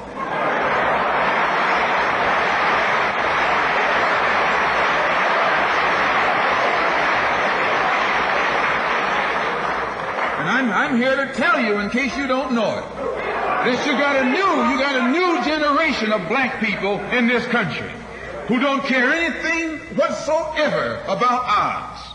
They don't want to hear you old Uncle Tom handkerchief heads talking about the odds. No.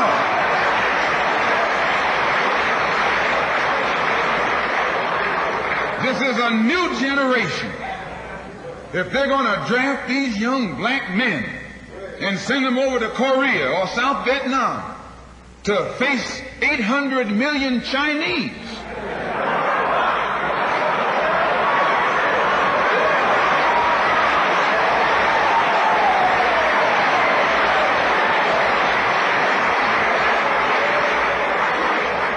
if you're not afraid of those odds, you shouldn't be afraid of these odds.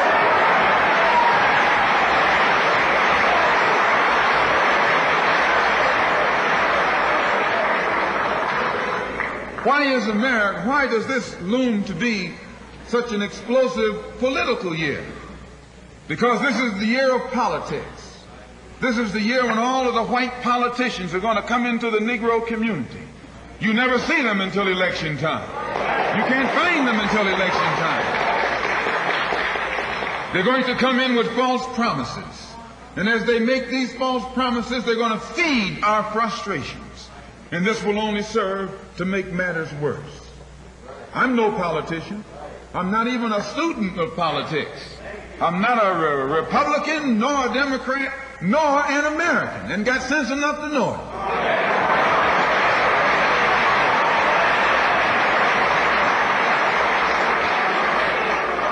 I'm one of the 22 million black victims of the Democrats. one of the 22 million black victims of the Republicans, and one of the 22 million black victims of Americanism.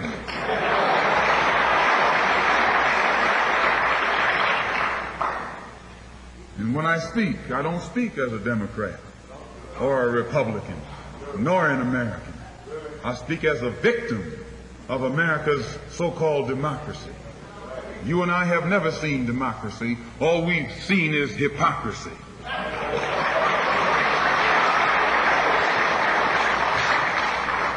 When we open our eyes today and look around America, we see America not through the eyes of someone who has enjoyed the fruits of Americanism. We see America through the eyes of someone who has been the victim of Americanism. We don't see any American dream. We've experienced only the American nightmare. We haven't benefited from America's democracy. We've only suffered from America's hypocrisy. And the generation that's coming up now can see it and are not afraid to say it. If you go to jail, so what? If you're black, you were born in jail.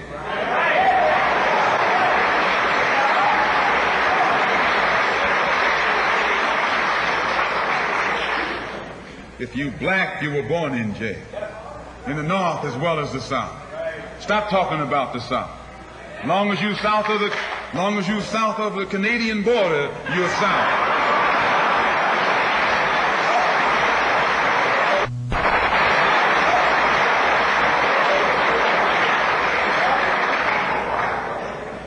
Don't call Governor Wallace a Dixie governor. Romney is a Dixie governor.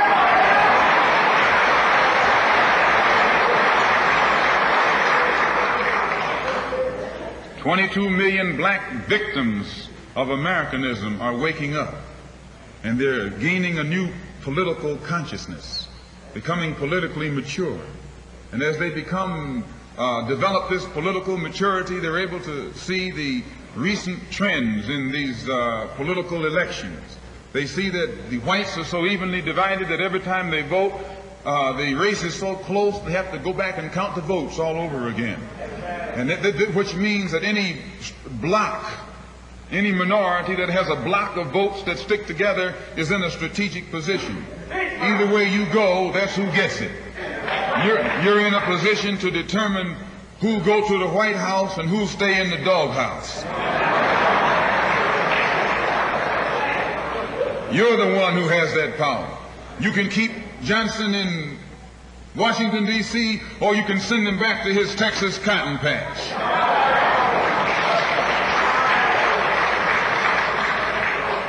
You're the one who sent Kennedy to Washington. You're the one who put the present Democratic administration in Washington, D.C. The whites were evenly divided. It was the fact that you threw 80% of your votes behind the Democrats that put the Democrats in the White House. When you see this, you can see that the Negro vote is the key factor. And despite the fact that you are in a position to be the determining factor, what do you get out of it? The Democrats have been in Washington, D.C. only because of the Negro vote. They've been down there 4 years. And all other legislation they wanted to bring up, they've brought it up and gotten it out of the way, and now they bring up you. And now they bring up you. You put them first and they put you last. Because you're a chump.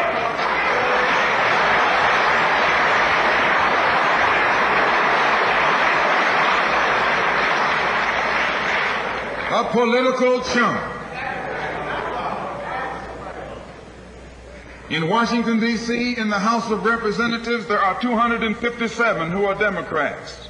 Only 177 are Republicans. In the Senate, there are 67 Democrats. Only 33 are Republicans. The party that you backed controls 2/3 of the House of Representatives and the Senate, and still they can't keep their promise to you because you're a chump.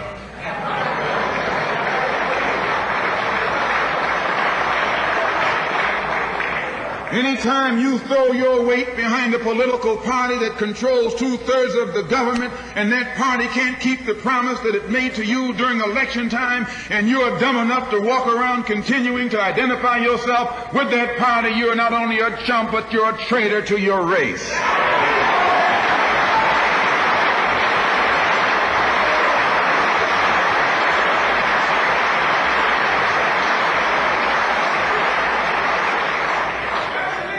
And what kind of alibi do they come up with?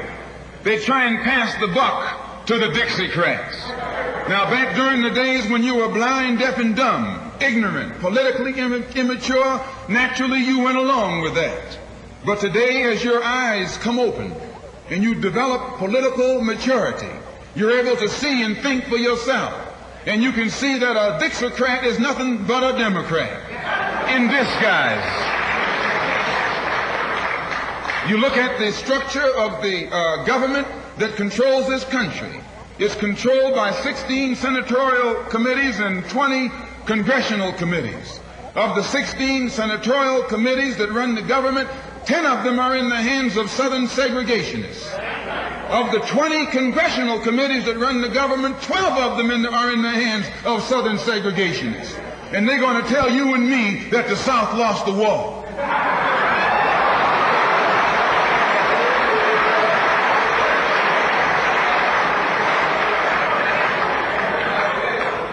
Today are in the hands of a government of segregationists, racists, white supremacists, who belong to the Democratic Party but disguise themselves as Dixiecrats. A Dixiecrat is nothing but a Democrat. Whoever runs the Democrats is also the father of the Dixiecrats, and the father of all of them is sitting in the White House.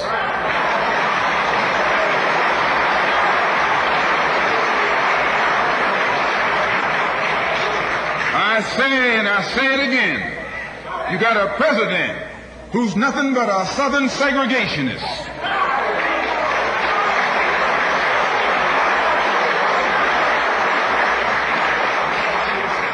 From the state of Texas. They'll lynch you in Texas as quick as they'll lynch you in Mississippi. Only in Texas they lynch you with a Texas accent. In Mississippi, they lynch you with a Mississippi accent. And the first thing the cracker does when he comes in power, he takes all the Negro leaders and invites them for coffee to show that he's all right. And those Uncle Toms can't pass up the coffee.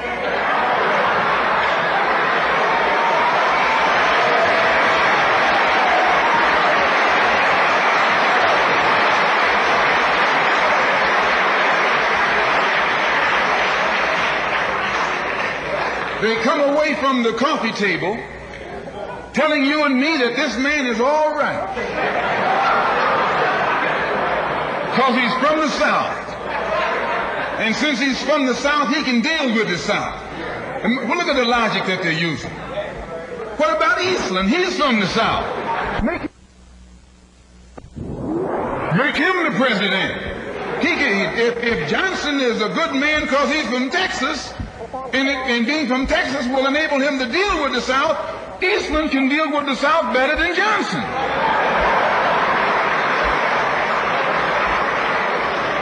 Oh, I say, you've been misled. You've been had. You've been took.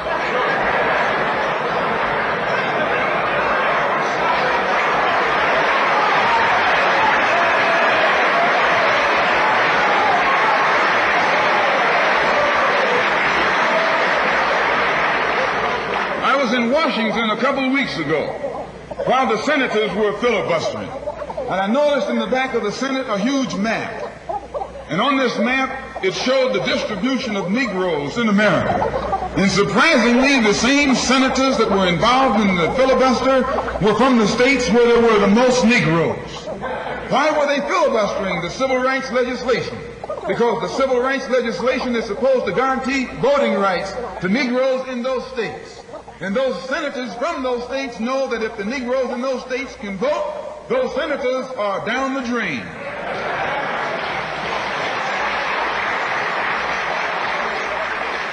The representatives of those states go down the drain. And in the Constitution of this country, it has a stipulation wherein whenever the rights, the voting rights of people in a certain district are violated, then the representative who's from that particular district, according to the Constitution, is supposed to be expelled from the Congress. Now, if this particular aspect of the Constitution was enforced, why, you wouldn't have a cracker in Washington, D.C.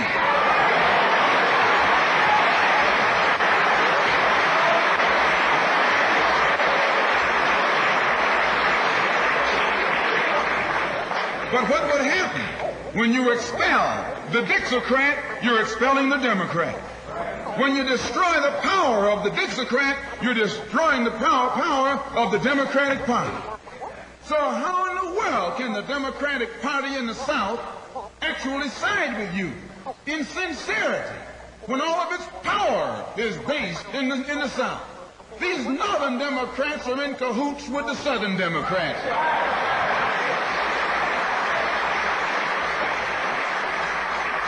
They're playing a giant con game, a political con game. You know how it goes. One of them comes to you and make believe he's for you. And he's in cahoots with the other one that's not for you. Why? Because neither one of them is for you. But they got to make you go with one of them or the other.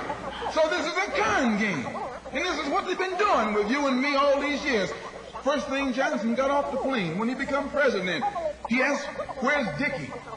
You know who Dickie is? Dickie is old Southern cracker Richard Russell. Look here. Yes. Lyndon B. Johnson's best friend is the one who is ahead, who's heading the forces that are filibustering civil rights legislation. You tell me, how in the hell is he going to be Johnson's best friend?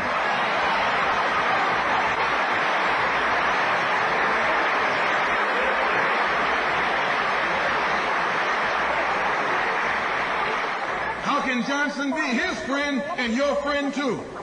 No, that man is too tricky, especially if his friend is still old Dickie.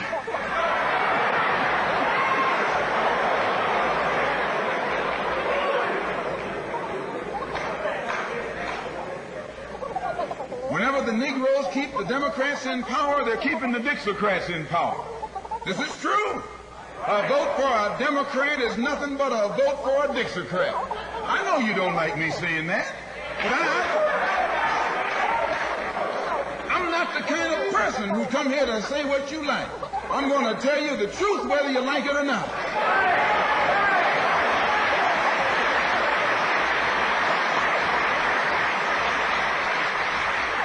Up here in the North, you have the same thing.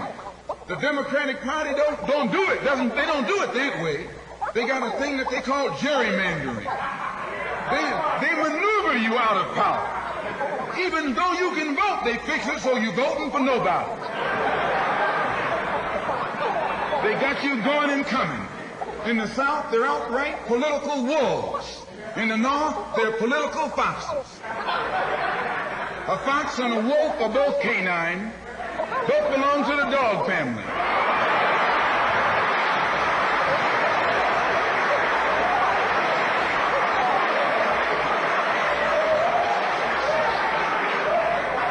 Now, you take your choice. You're going to choose a northern dog or a southern dog.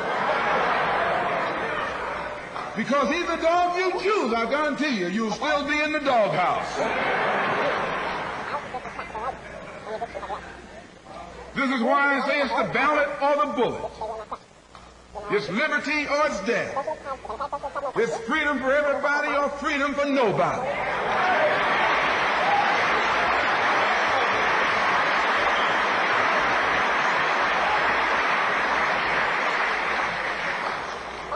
America today finds herself in a unique situation. Historically, revolutions are bloody. Oh, yes, they are.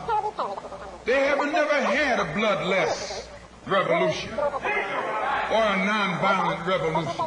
That don't happen even in Hollywood.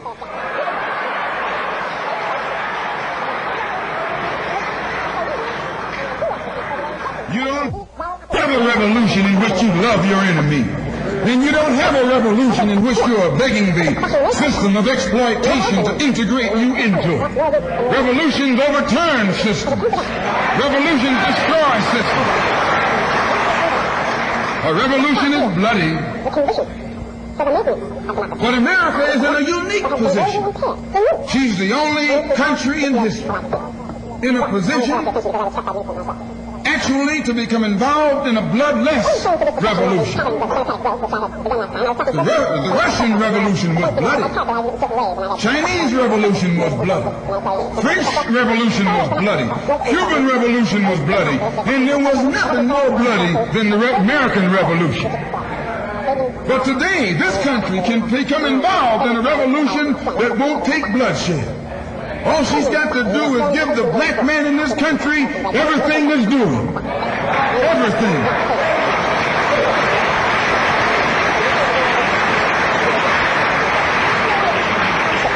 I hope that the white man can see this. Because if you don't see it, you're finished. If you don't see it, you're going to become involved in some action in which you don't have a chance. We don't care anything about your atomic bomb. It's useless. Because other countries have atomic bombs. When 2 or 3 different countries have atomic bombs, nobody can use it. So it means that the white man today is without a weapon. If you want some action, you got to come on down to earth.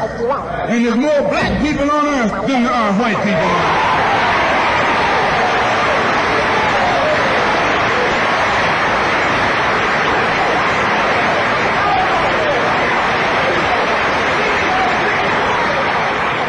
I only got a couple more minutes. The white man can never win another war on the ground. His days of war victory, his days of background victory are over. Can I prove it? Yes. Take all the action that's going on this earth right now that he's involved in. Tell me where he's winning. Nowhere. Why, some rice eaters ran him out of Korea. Yes, they ran him out of Korea.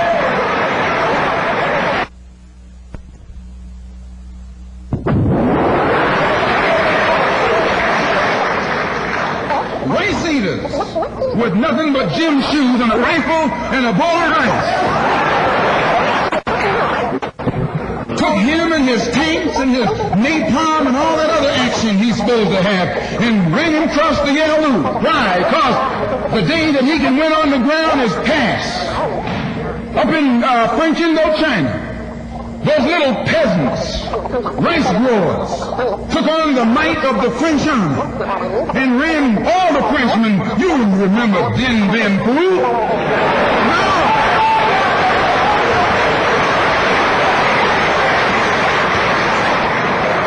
The same thing happened in Algeria, in Africa. They didn't have anything but a rifle. The French had all these highly mechanized instruments of warfare. But they put some guerrilla action on them. And a white man can't fight a guerrilla warfare. Guerrilla action takes heart, takes nerve, and he doesn't have that.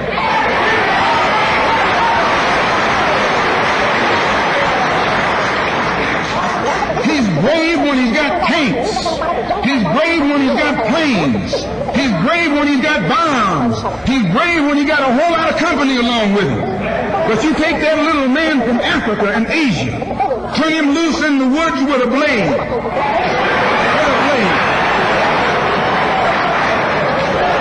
That's all he needs. All he needs is a blade. And when the sun comes down, goes down, and it's dark, it's even Steven.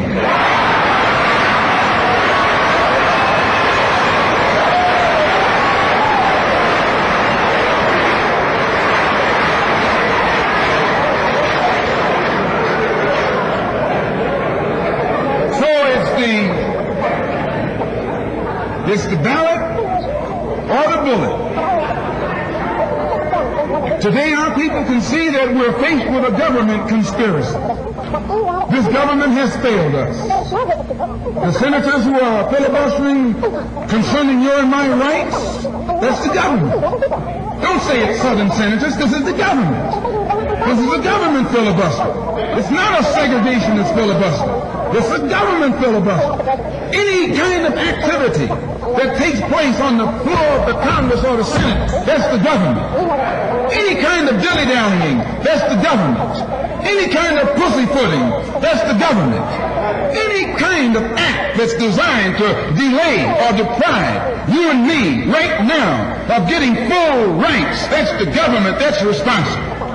And anytime you find the government involved in a conspiracy to violate the citizenship or the civil rights of a people in 1964, then you are wasting your time going to that government expecting redress. Instead, you have to take that government to the World Court and accuse it of genocide and all of the other crimes that it is guilty of today.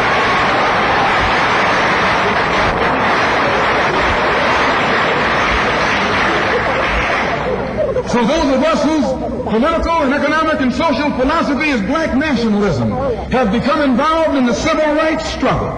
We have injected ourselves into the civil rights struggle, and we intend to expand it from the level of civil rights to the level of human rights. As long as you fight it on the level of civil rights, you're under Uncle Sam's jurisdiction. You're going to his court expecting him to correct the problem. He created the problem. He's the criminal. You don't take your case to the criminal, you take your criminal to court.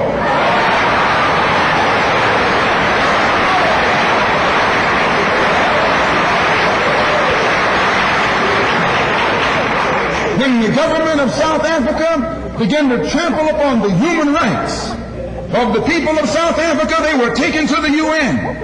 When the government of Portugal began to trample upon the rights of our brothers and sisters in Angola, it was taken before the UN. Why, even the white man took the Hungarian question to the UN, and just this week, Chief Justice Goldberg was crying over 3 million Jews in Russia about their human rights, charging Russia with violating the UN Charter because of its mistreatment of the human rights of Jews in Russia. Now you tell me, how can the plight of everybody on this earth reach the halls of the United Nations when you have 22 million Afro-Americans whose churches are being bombed, whose little girls are being murdered, whose leaders are being shot down in broad daylight? Now you tell me why the leaders of this struggle have never taken.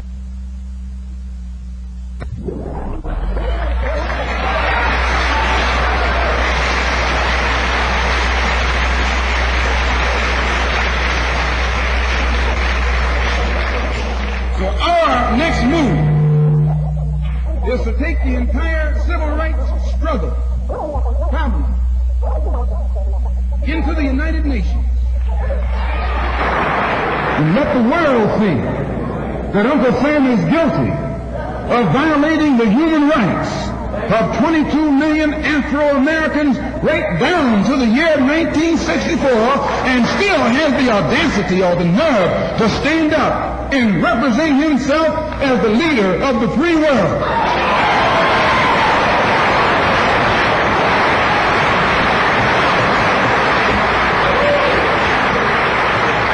Not only is he a crook, he's a hypocrite. Here he is standing up in front of other people, Uncle Sam, with the blood of your and my mothers and fathers on his hands, with the blood dripping down his jaws like a bloody-jawed wolf, and still got the nerve to point his finger at other countries. In 1964, you can't even get civil rights legislation. And this man has got the nerve to stand up and talk about South Africa, or talk about Nazi Germany, or talk about Portugal. No more days like those.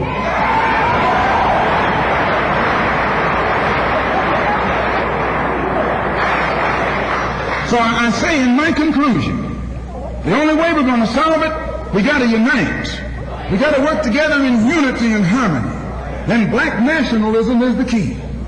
How are we going to overcome the tendency to be at each other's throats that always exists in our neighborhood? And the reason this tendency exists, the strategy of the white man has always been divide and conquer. He keeps us divided in order to conquer us.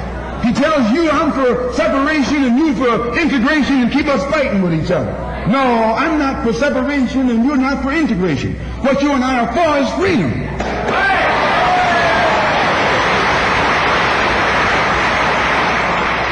Only you think that integration will get you freedom. I think separation will get me freedom. We both got the same objective. We just got different ways of getting at it.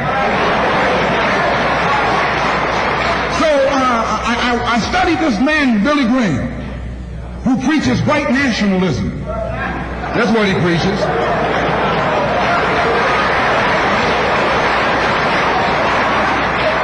I say that's what he preaches. The whole church structure in this country is white nationalism. You go inside a white church, that's what they're preaching, white nationalism. They got Jesus white, Mary white, God white, everybody white. That's white nationalism.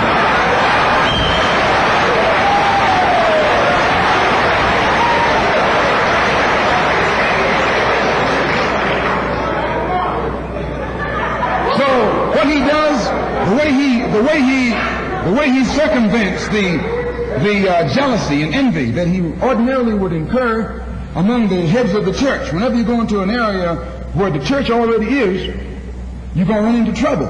Because they got that thing, what you call it, syndicated. They got a syndicate just like the racketeers have. I'm going to say what's on my mind because the preachers already proved to you that they got a syndicate.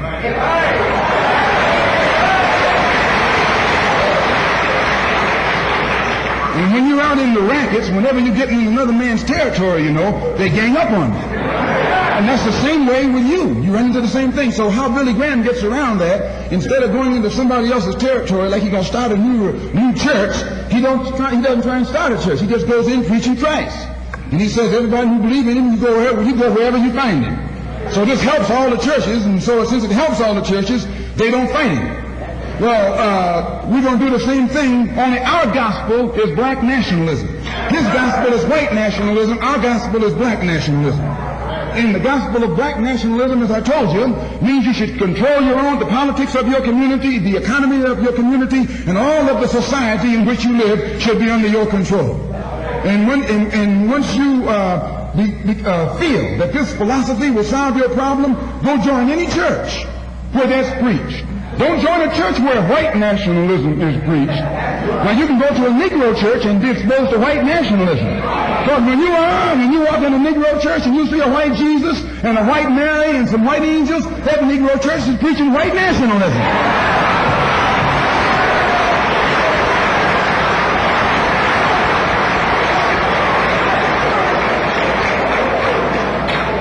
When you go to a church and you see the pastor of that church with a philosophy and a program that's designed to bring black people together and elevate black people, join that church. Join that church. If you see where the NAACP is preaching and practicing that which is designed to make black nationalism materialize, join NAACP. Join any kind of organization, civic, religious, fraternal, political, or otherwise, that's based on lifting the black man up and making him master of his own community.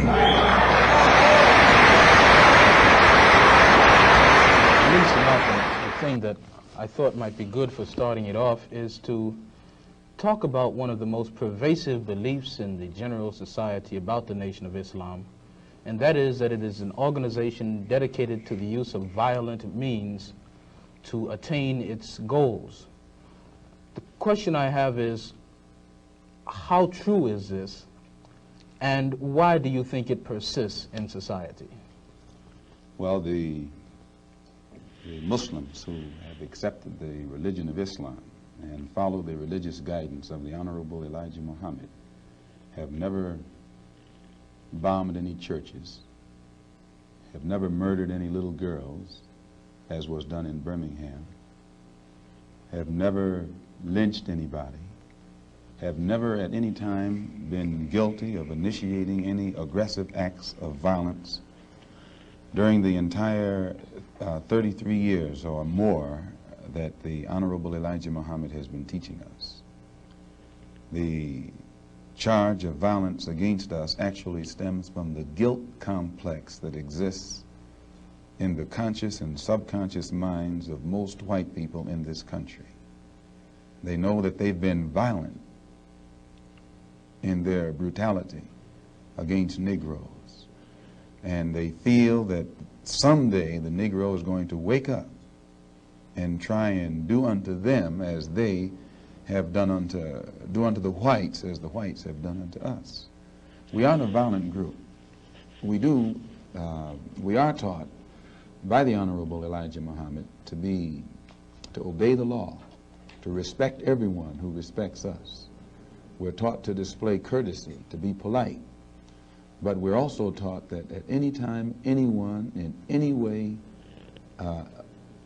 inflicts or seeks to inflict violence upon us, we are within our religious rights to retaliate in self-defense to the maximum degree of our ability. We never initiate any violence upon anyone, but if anyone attacks us, we reserve the right to defend ourselves. So to accuse us of being violent is like accusing a man who is being lynched, who is being hung on a tree, simply because he struggles vigorously against his lyncher. The victim is accused of violence, but the lyncher is never accused of violence. And I only point this out because the various racist groups that are set up in this country by whites and who have actually practiced violence against blacks for 400 years are never associated or identified or made synonymous with the term violence. But whites speak of Muslims almost synonymously with violence. Whenever Muslims are mentioned by them, violence is brought up. But it's not connected with any other group. This is a sort of a propaganda tactic, or what I would call psychological war. Pages of history to a dramatic and deadly event that put the city of Philadelphia in the national spotlight, and for all the wrong reasons. It was 1985 when a bomb was dropped on the compound of the radical Back to Nature group called MOVE, and it happened right in the heart of a residential neighborhood.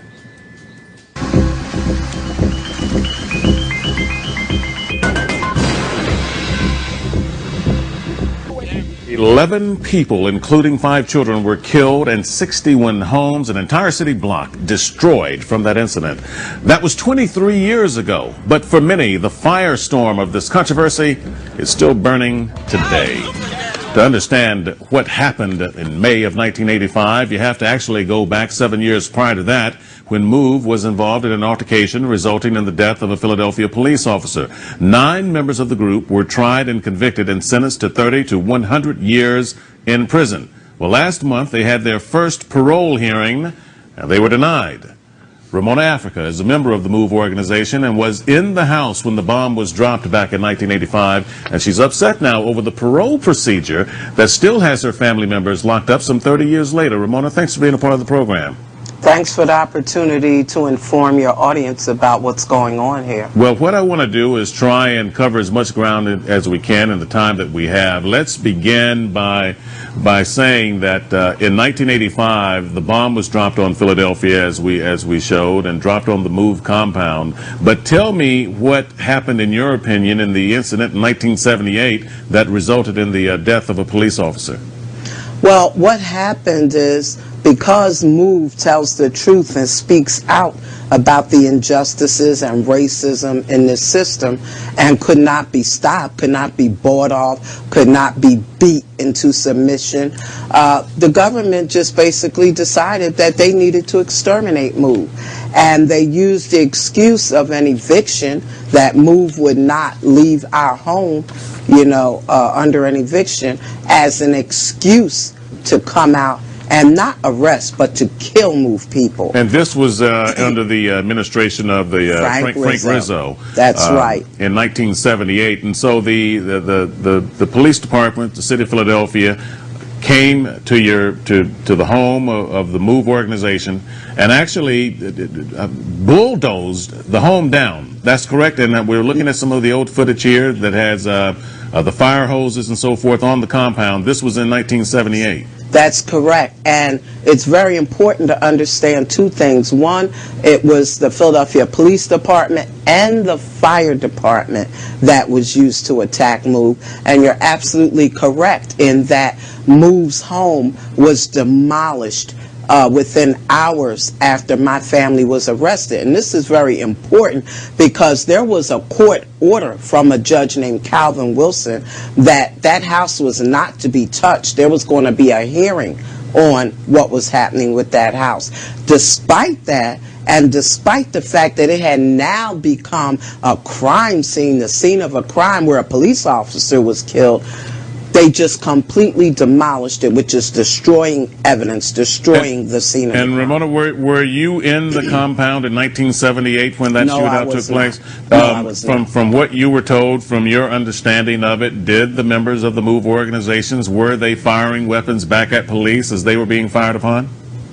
Not to my knowledge, but to me, that's not even an issue. People question whether MOVE had guns, whether MOVE was shooting, but understand, we were in our home, minding our business, when hundreds of cops and firefighters and federal agents attacked us, came out to our home. We didn't go to their home. Right. They came out to our home attacking us. Ramona, I want to read a statement for you from the Fraternal Order of Police and just get your response to this. Just follow along with me here because we did ask them for their side of this story. And this statement comes from Michael Lutz, who's the Vice President of the Philadelphia Fraternal Order of Police. He says, "My memory of the MOVE shootout on August 8th, 1978 was unforgettable. Etched in my mind even more that day is seeing police officer Jim Ramp being shot to death, along with the pain and suffering of 3 other police stakeout officers and 4 firefighters who were all seriously wounded as a result of being shot during the confrontation." He goes on to say, confiscated from the MOVE compound after the surrender of the occupants were 10 firearms and 200 rounds of ammunition. And this proves without a shadow of a doubt, he says, that their intentions were obvious. They were malicious intent and they wanted to kill police. To this day, the MOVE members who conspired to kill Officer Ramp during the armed confrontation in which they initiated never acknowledged the crimes they committed. They have not told the truth about the events of that day. They have never apologized, nor have they shown any remorse for their murderous actions. Once again, with the violent and history of the background of the subject MOVE members, it is our firm belief that their release from prison would definitely jeopardize the safety and well-being of the citizens of Philadelphia. Your response to that? Oh gosh, where do I start? First and foremost, remorse, taking responsibility. When is this government ever going to show any remorse and take responsibility for what it has done? I mean, pregnant MOVE women were beat, stomped, kicked into miscarriage. A 3-week-old baby was trampled to death, all by police. We didn't go out. If we wanted to kill cops, why didn't we go to where cops are? We didn't go to their homes, to their police stations or anything. They came out to our home armed for war.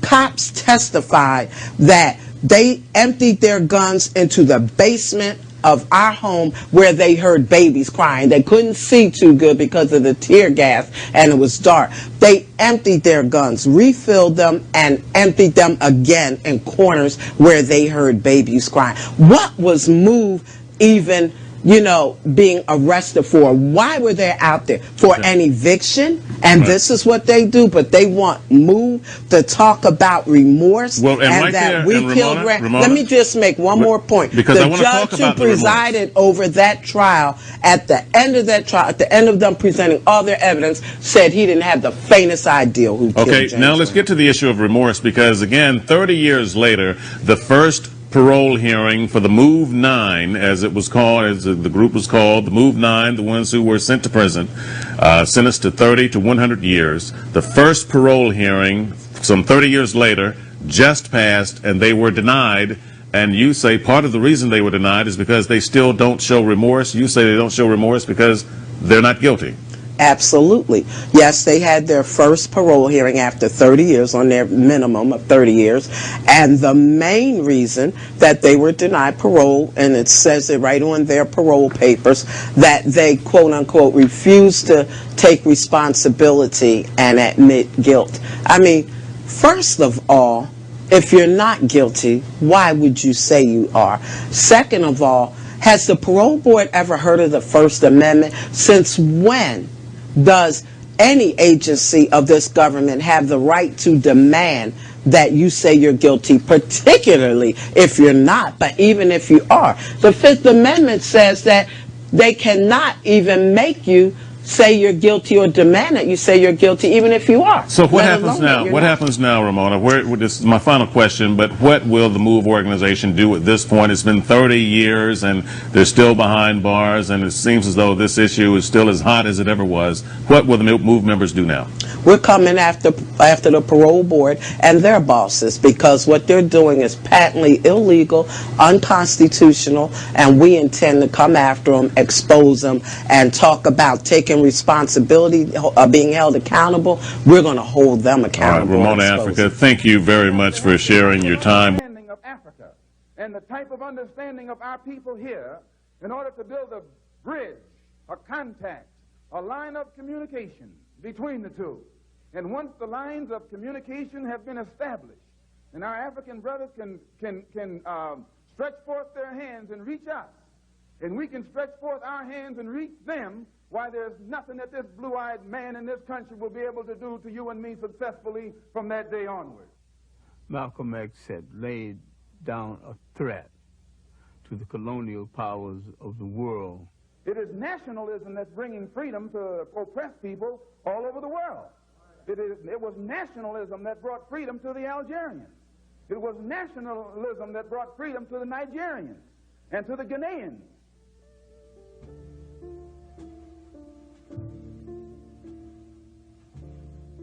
I do not think Malcolm X's murder was a local American thing. I think it was a larger thing than that. Good evening.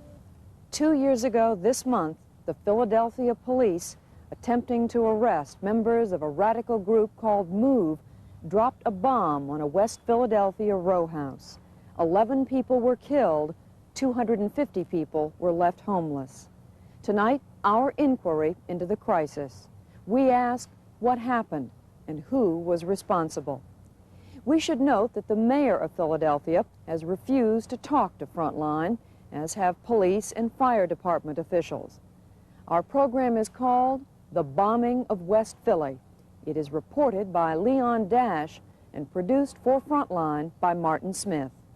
And I must warn you, this program contains graphic language and scenes of violence. What is it, a crime to be black in this country? I mean, is it a penalty? Is this the penalty for being black in this country? I mean, is Mayor Good, does he forget that he was once a black person too? Did he forget what the struggle about freedom is all about? I don't know where he lost his roots, but I tell you one thing, he better go back and get them. We call it institutionalized racism. And that's exactly what it was. Because we were black and because the institution has a way of handling black people, you understand, through the system, you understand, it didn't matter whether Wilson Good was black or whether Wilson Good was white. It's the institution. It's the governmental institution. This is the way we handle black people.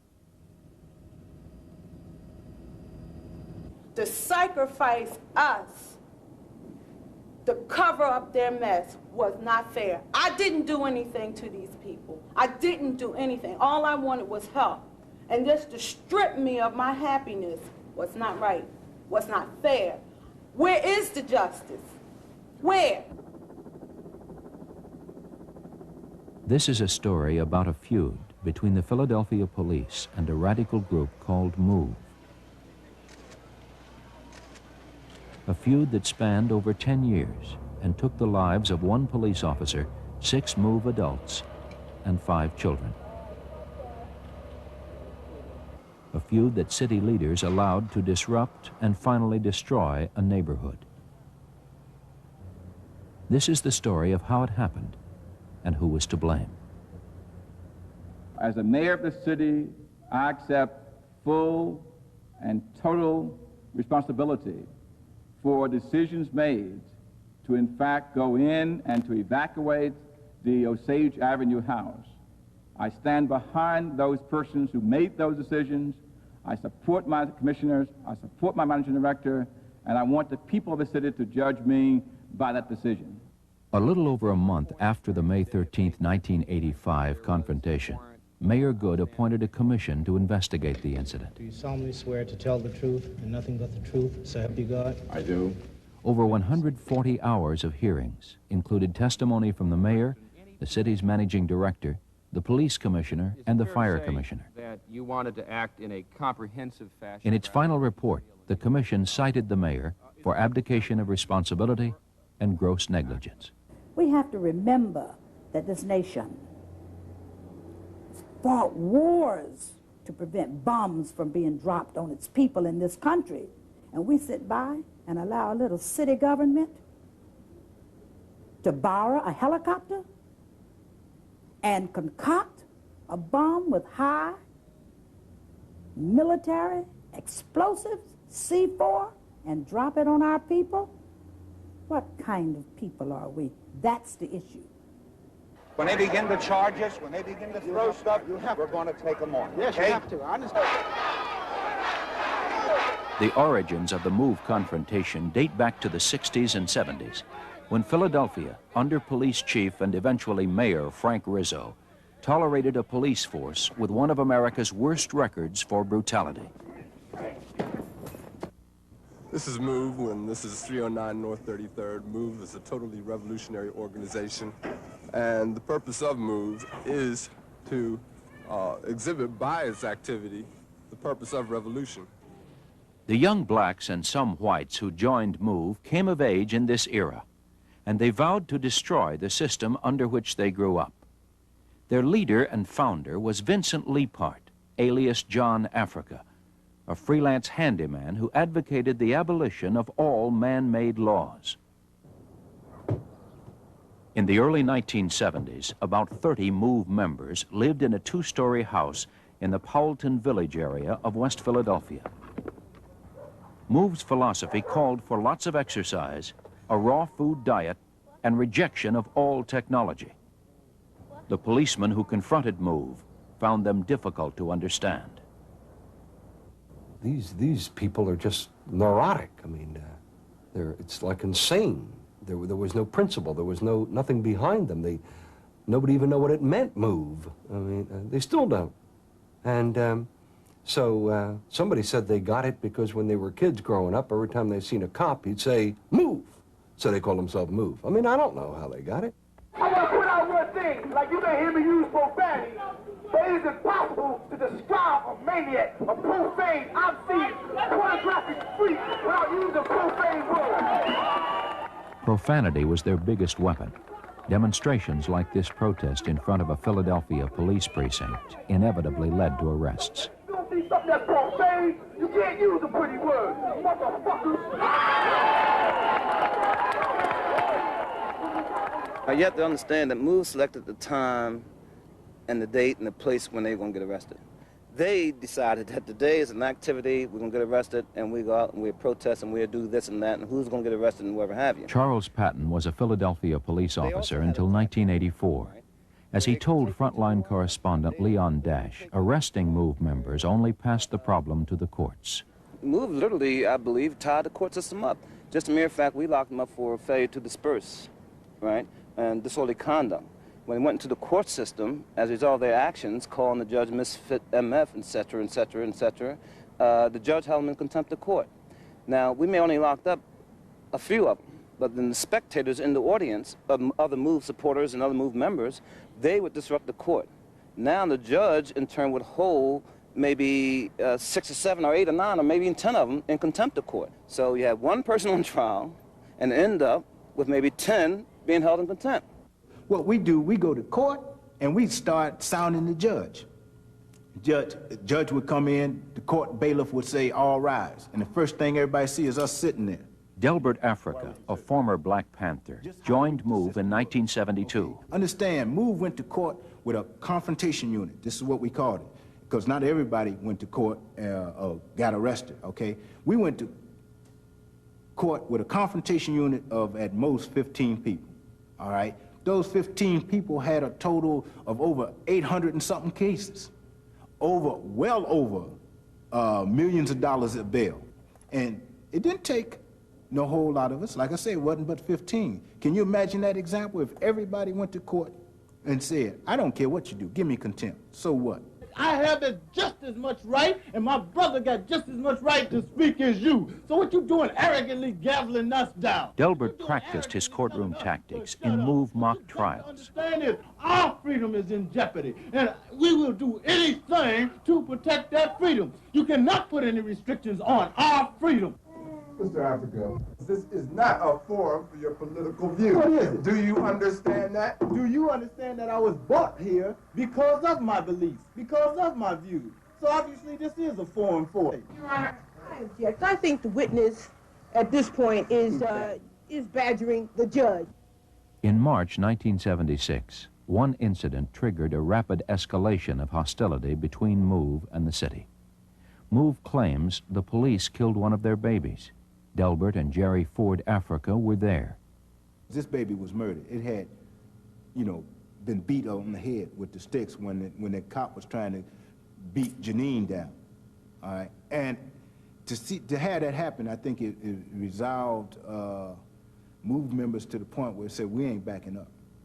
We felt at that particular point that our organization had to make a statement to the city, to the world, that we were no longer going to tolerate the abuse and the killing of our membership. We contacted city officials, state officials, everybody complained, you know, look what you've done. I agreed to go because I wanted to help them. Councilman Lucian Blackwell was one of several city leaders invited over to the MOVE house. We ate, and we were just about finished when Delbert Africa read a note. He started to circulate the note. And when it got to me, I read it, and he said, the baby has arrived. It was then that I started to suspect something. And we went upstairs in one of the empty rooms, and there was what appeared to be the body of a dead baby in a box. We didn't touch it. We didn't get close to it. We didn't have it. We couldn't turn the lights up. There were no lights in there. So it could have been a baby. It might not have been a baby, but according to them, it was baby. Councilman Blackwell pressed the city to investigate the incident, but the city never took action. Over the next year, MOVE grew more militant. On May 20th, 1977, they showed up on their front porch armed with rifles and handguns. The city set up 24-hour surveillance. It was the beginning of a 14-month-long standoff. If the police come in here with their hands, we'll use our hands. If they come in here with clubs, we'll use clubs. But if they come in here shooting and killing our women and children and our men, we will shoot back in defense of our lives. When I finally saw him on the porch, you know, I did some soul searching as to, you know, what is this all about now? Because certain things were taking place, and I thought I was knowledgeable of what MOVE was doing, what they were all about and stuff. And all of a sudden, they appear on the porch with the guns and so forth. Because all in the past, they spoke on a peaceful revolution type thing and confronting the system in a peaceful manner. After the gun thing, I kind of say, hey, you know, it's a new ball game now. We didn't know the consequences of what we were doing in terms of spelling out step by step what it would be. We had a belief that everything would work out, okay? And we knew that day that we came up on that platform with them guns, that it would bring everything to the forefront. Because the city had been beating and killing us all along. But this demonstration would make it so that they couldn't do it in secret no more. We're going to put the blockade in. We're going to shut off all utilities. There'll be not a fly gets through. After many months and $3 million worth of police overtime, Mayor Rizzo tried to starve MOVE out. But MOVE held fast. Ultimately, the blockade failed. So did attempts to negotiate a surrender. We're not about surrendering. To surrender is to say we're guilty. We're not guilty, we're innocent. Many people now saw MOVE as victims of a racist city government. Mayor Rizzo watched as MOVE gained community support.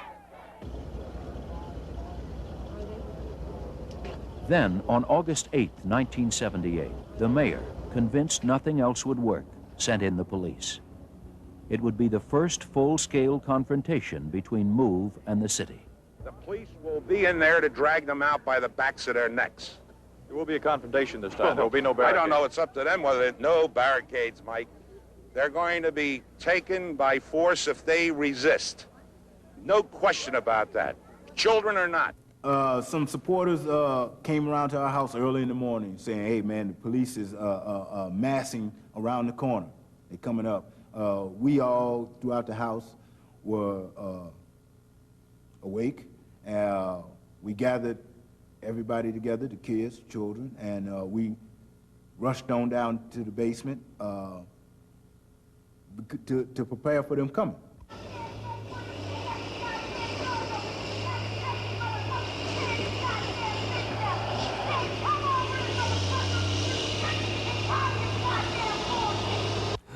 Well, when we got there, we moved into position. The ultimatums were given. The barricades were knocked down. The front porch was knocked down. The front window, basement window on 33rd Street was exposed. And I was right next to the window being right here. I was to the wall.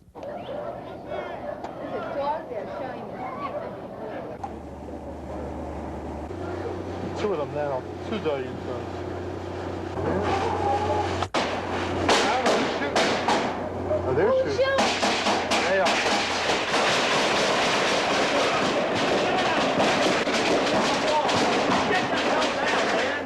Stay down! That chicken hit that wall right in it. You know it. They fired first. They definitely fired first, and fired a lot of sustained fire. It wasn't, the police didn't fire back until given the orders to fire back. Because what they were doing was they were just, well, they were scrambling.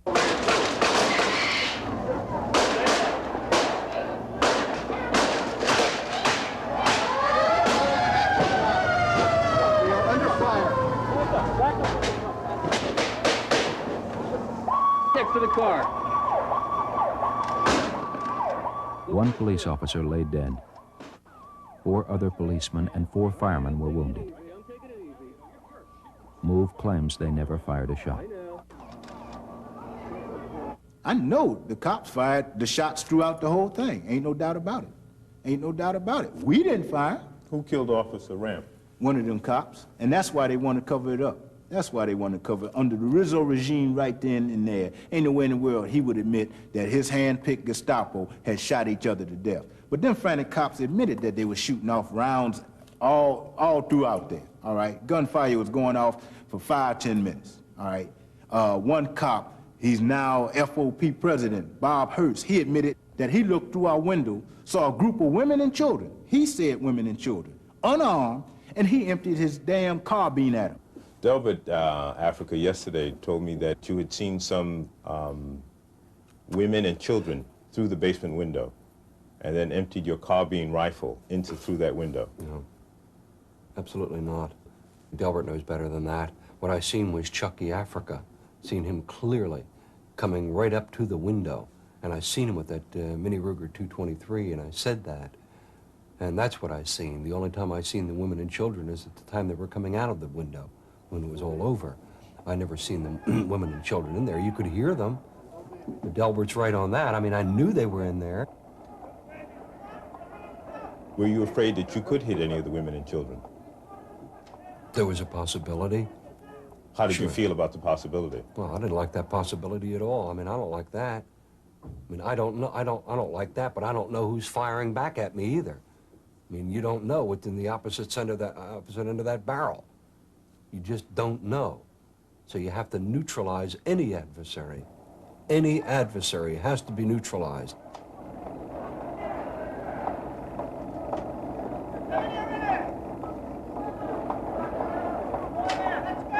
A group of people came out, there was a pause, then the last of us went out, and I myself, I was trying to go out the front along with everybody else when a cop in the back window put his gun at my head and said, "Bring your ass out here."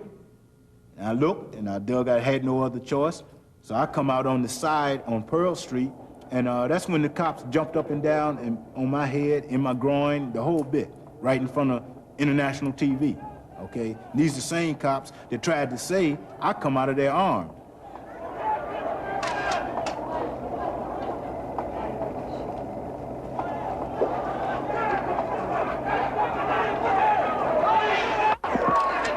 He's hitting him, he's hitting him.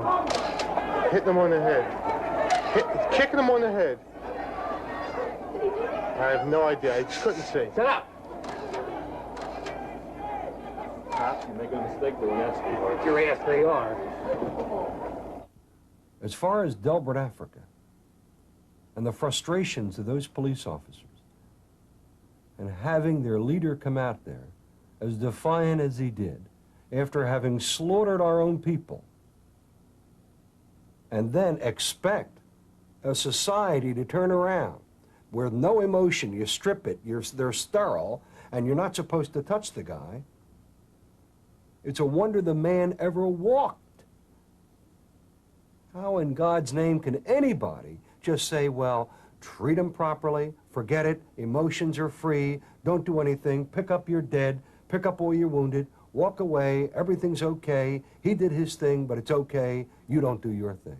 Well, you can put a badge on all day long, but you still have a little blood pumping in you, you still have the emotion and the frustration of seeing your own people slaughtered, and then this thing comes out here like a milk-fed quarterback, and he wants to be a star? A star? I'd have buried him. I'd have buried him. He killed somebody who he couldn't carry his jockstrap, a 30-year Marine, 2 wars, all the blood and everything else that this man saved in the streets of Philadelphia, and that garbage, that trash, because he had a cause that he couldn't even spell, wants to just blow everybody away and come out and say, I got rights. Got rights? He's got to be mad. I know he's mad anyway. 3 officers who beat Delbert, Africa, were indicted and tried for assault. A Philadelphia judge found them innocent.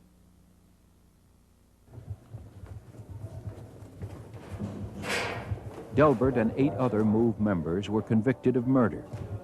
Each was sentenced to 30 to 100 years in state prison.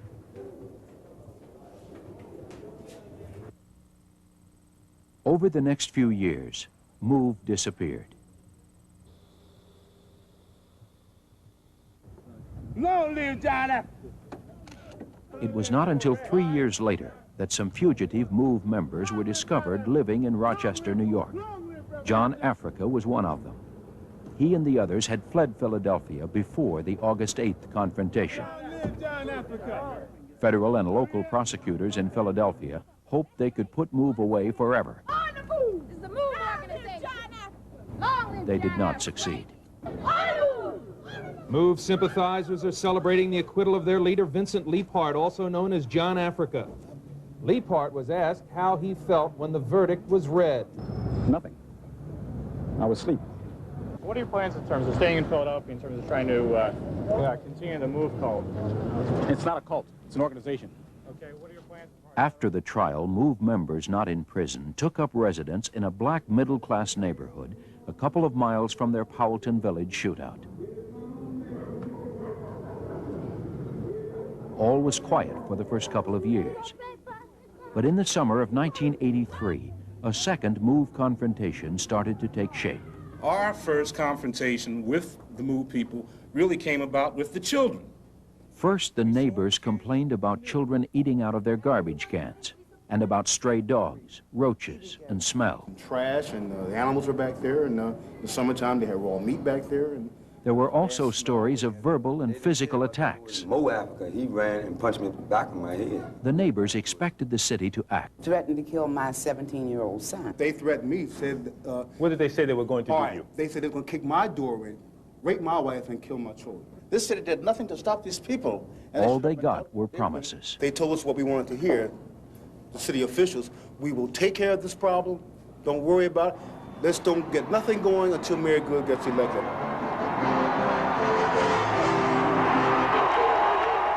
All of us, from all neighborhoods, from all walks of life, white, black. Wilson Good was Philadelphia's first black mayor. His election seemed to signal a departure from the past. Together can solve the problem facing our city. Black neighborhoods that had been politically written off had reason to be optimistic. MOVE had different ideas. A few weeks before Good's inauguration, they boarded up their house and mounted a bullhorn outside. It was Christmas Eve, 1983. And I went to bed, and about 1 o'clock, I said, oh my gosh, I got a rowdy block, child, you know, I got a rowdy block. You could hear voices, but then I opened the window, and the first thing I heard was, MF Santa Claus. I said, what the heck? It was MF Santa Claus. Why did MOVE harass the neighbors on Osage Avenue? Why did MOVE harass the neighbors on Osage Avenue? First of all, we did not harass the neighbors on Osage Avenue. I met with them last night, some of them, about 20 of them, and they said that you harassed them. Well, beginning essentially in a major confrontation on Christmas Eve, 1983, by setting up a bullhorn and announcing MOVE's position to the neighborhood for hours on end, keeping their children awake, and also subjecting their children to profane language, which they objected to. Okay, now, you finished with that? Yes. Okay, first of all, what took place on December 24th, 1984 was... 1983. 1983 was a confrontation that MOVE had initiated against the city of Philadelphia.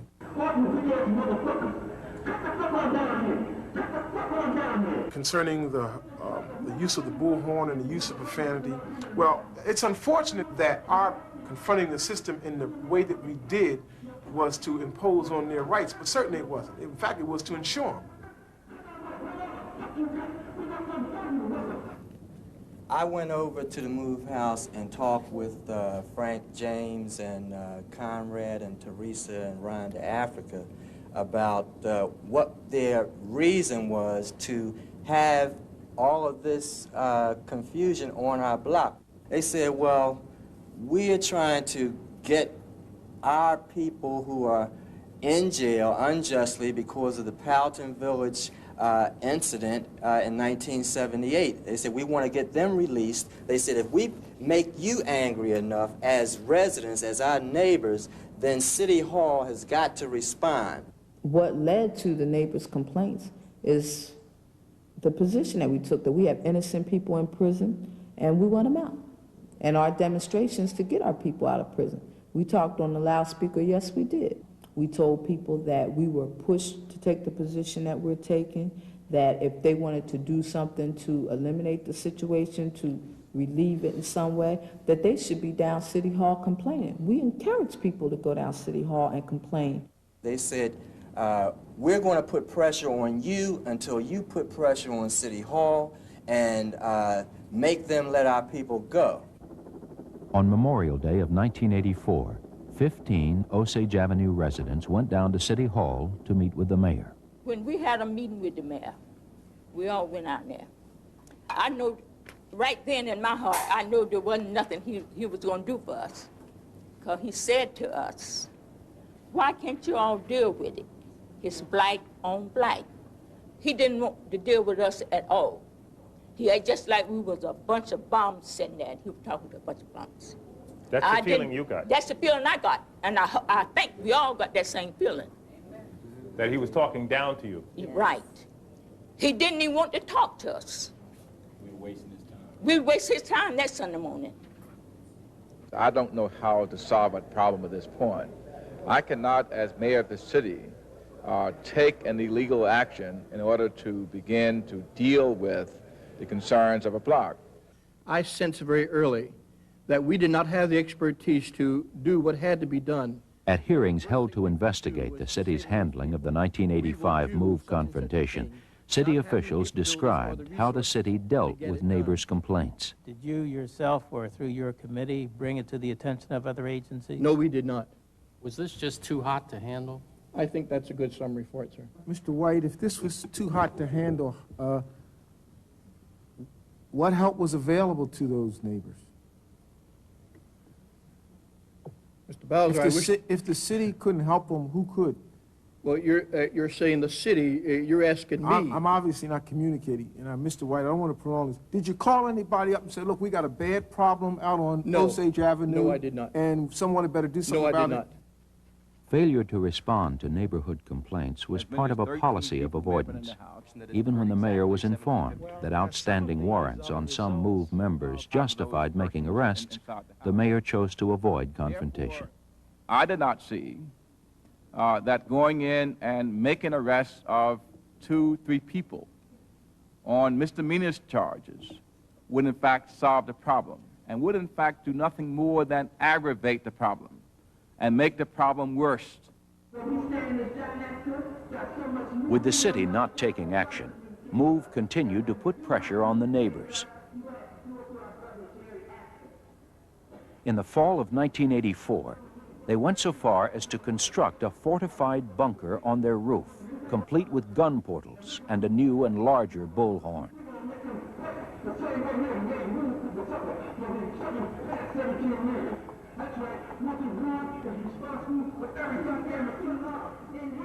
This is unreal. You know, that I have to deal with this, you know. And at that point, Cliff and us got together. We're going to have a news conference. Damn, we're going to do something. We got to get bats and guns and do something our damn selves, because we were fed up by that point. Enough was enough. We had waited a whole year and watched them build this stupid bunker up there, you know? I mean, dragging logs and trees all the park up the street to fortify this place, and nobody done anything. With the police right there, 24 hours a day, watching everything that goes on. Is it a confrontation? It most certainly is a confrontation, one strategized by Giant Africa years and years and years ago. There's been talk that there are explosives in this house. Is there any truth to that? That's only people's, you know, hallucination, because they have not been inside this house, so they would not know what is in this house. What is in this house is the strategy of Giant Africa that is very explosive. In the spring of 1985, the neighbors, fed up, called upon the governor of Pennsylvania for help. Mayor Good was forced to take action.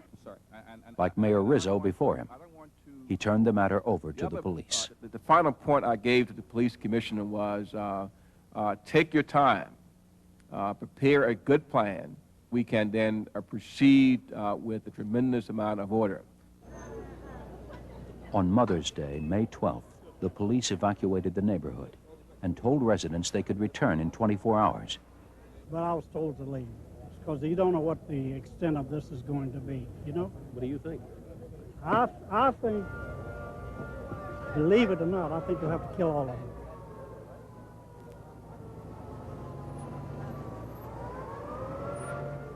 We want them out. And I feel that whatever has to be done, has to be done. Whatever means are necessary. And that's what I want. Tom, this is Harvey. Look for Sambor and Company. They just left the command. By early Monday morning, May 13th, there were 500 policemen surrounding the house. Some of them had confronted MOVE before, in 1978. This time they came more heavily armed.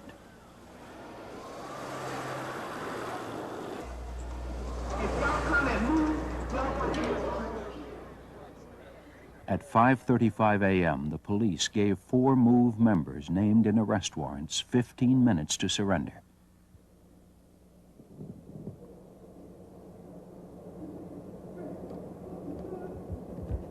The police believed there were at least 6 adults and as many as 12 children in the house.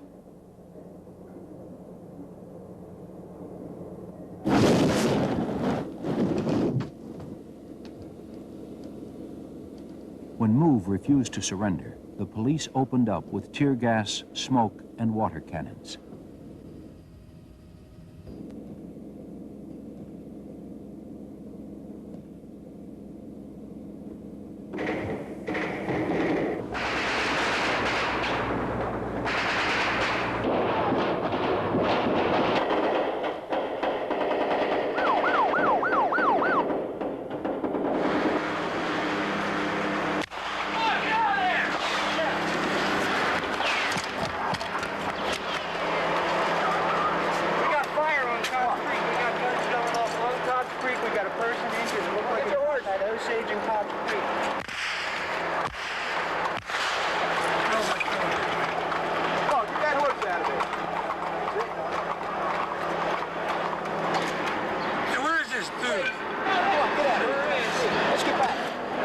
Let's go, folks.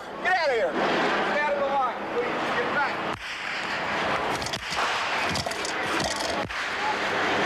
What's that shot they're shooting for? The gunfire lasted for 90 minutes. Move wasn't surrendering. The mayor was not on the scene. He relied on TV news and telephone reports from his second-in-command, City Managing Director Leo Brooks, a former U.S. Army general. Brooks knew little about what was going on. You could, I assume, from your command post, or at least when you went outside, hear gunfire. Oh, absolutely. Did it sound to you like automatic gunfire? Oh, absolutely. Did you know prior to hearing the automatic gunfire that the police would be in possession of and possibly using automatic weapons? I knew they would have M16s. Did you know they'd have Uzis? I did not. Did you know they'd have 50 caliber weapons present? I did not. Okay. Did you know that they'd have an anti-tank gun? I did not. Did you know they'd have an M60?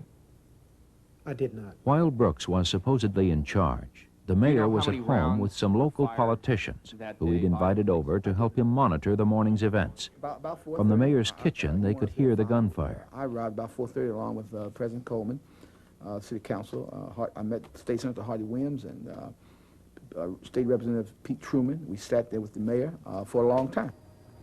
With the mayor periodically turning us and saying everything's all right, nobody's hurt.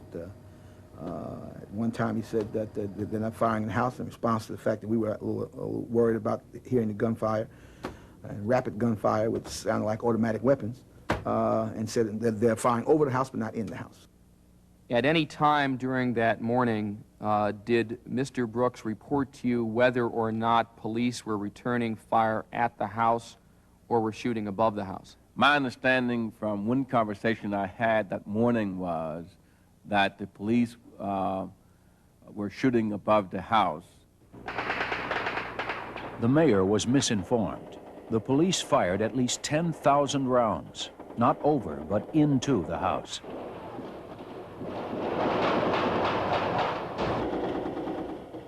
At the same time, police assault teams were using powerful explosives.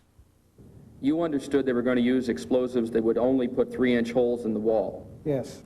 When was the first time you learned, sir, that explosives had pretty much blown off the front of the house of the porch area of 6221? Sometime subsequent to May 13th. Okay. And how did you learn that? From reading news accounts.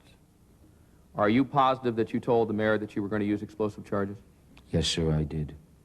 Did the mayor seem to you to be paying attention to what you were saying? Yes, sir. Because he asked me if it was safe. After a morning of gunfire and explosions, a 10-hour standoff followed. The police had prepared no backup plan.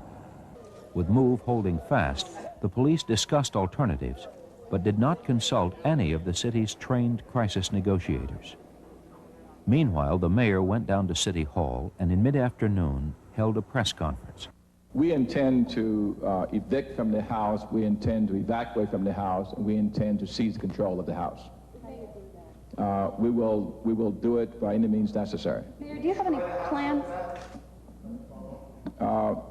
We don't have any plans beyond, at this time, Russell, beyond taking control of the house. Do you have any plans to go to the scene, to go to Osage Avenue? No, I think it's inappropriate for an executive to be there. I have three very capable people there, Leo Brooks, Managing Director, Greg Sandboard, the Police Commissioner, and Bill Richmond, the Fire Commissioner. I don't think I'm needed at the scene. But are you saying, Mayor, I want to understand you correctly, are you saying that if Commissioner Sandboard can do anything he wants at this point, that you will not say yay or nay either way?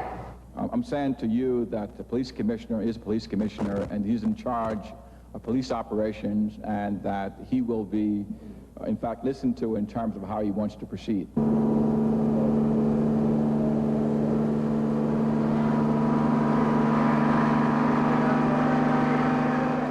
At 5 in the afternoon, a new plan was conceived.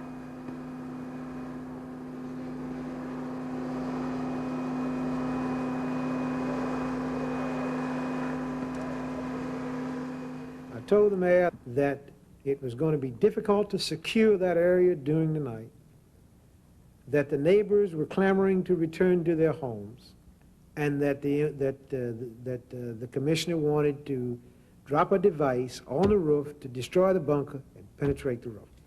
After he said to me he was going to blow the bunker off, I paused, I guess, for 30 seconds to absorb what he was saying to me. And the next word I said to him was, does Mr. Sambor know about this?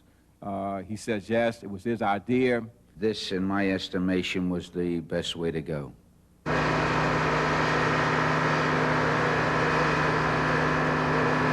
Did the managing director concur in your decision to use the helicopter to drop the explosive?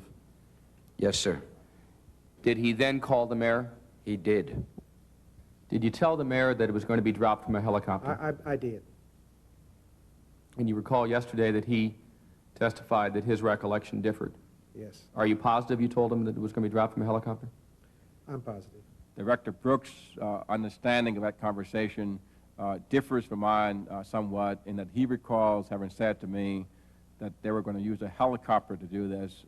That is not my recollection.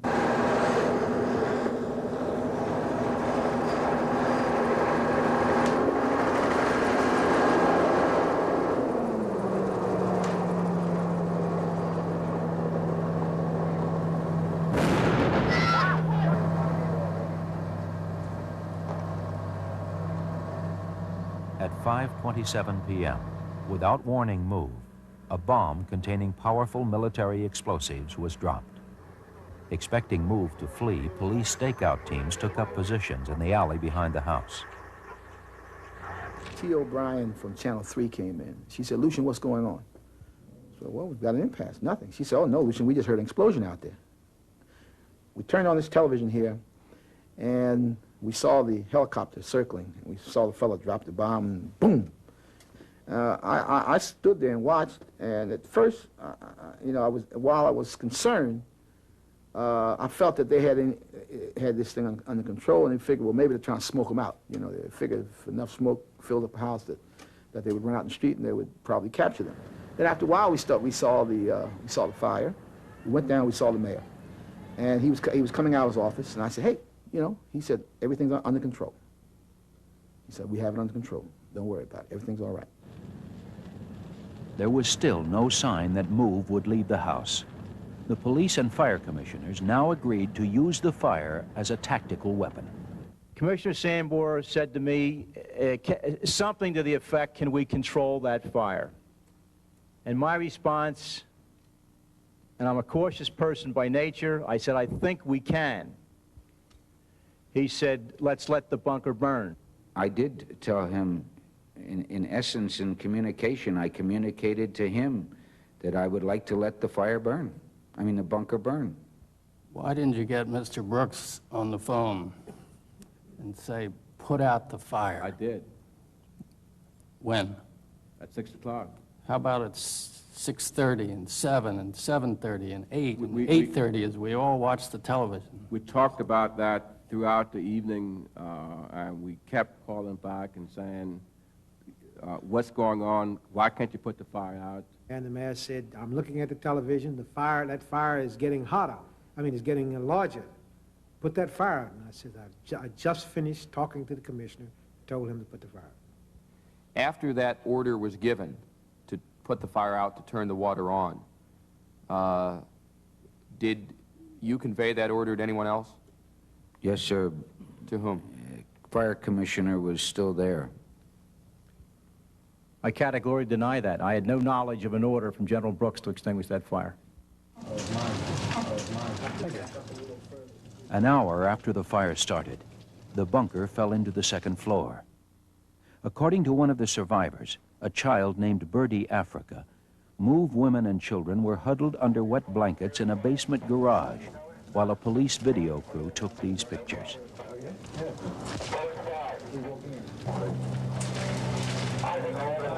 They won't call a police commissioner all the time.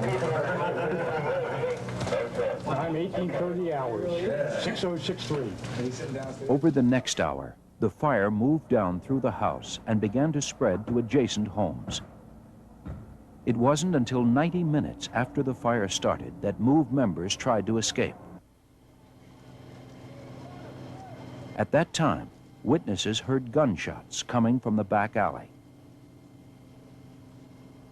Your first attempt to get out of the garage, you turned back because of the gunfire, right? That's right. What was happening? Could you hear the bullets around you? Yeah, I could hear them very distinctly. Could hear them hitting all around the house, all around me. Some shooting started. Could you hear shooting? What did it sound like? It was like that. Police gunfire forced Move to stay in the house. Move made another attempt to escape about 10 minutes later. This time, Ramona says, there was no shooting. As soon as I thought that I didn't hear that type of fire anymore, we tried to get out again. That's when we started yelling at kids coming out, and then they opened the garage door. I know they heard us. I know they heard us.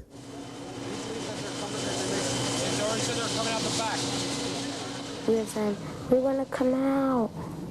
And what did the other children do? Did they do the same thing? Yeah. Were any of the children crying? Yeah, we all was. Then what happened? And Mona went out, and then she said, it's all right, we could come out now. And then we started rushing out. Other members followed you out. That's right. How many?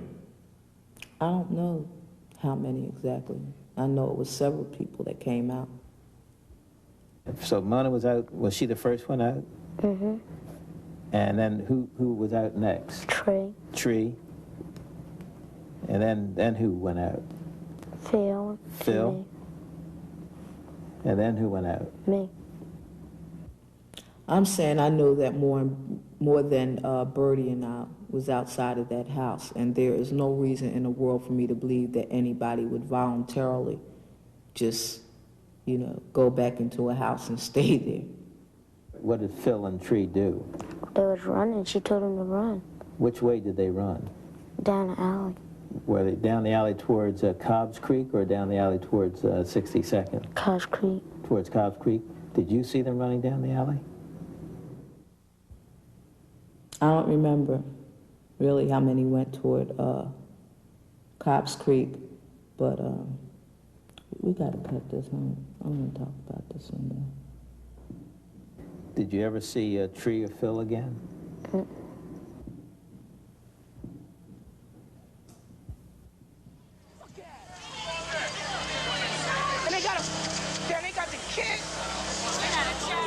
Bertie and Ramona were taken into police custody, rushed to nearby hospitals, and treated for burns.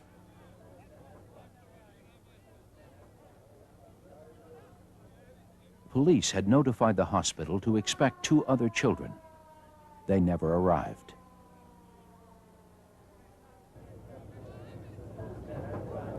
Soon after the escape, houses rapidly caught fire across Osage Avenue and behind the alley.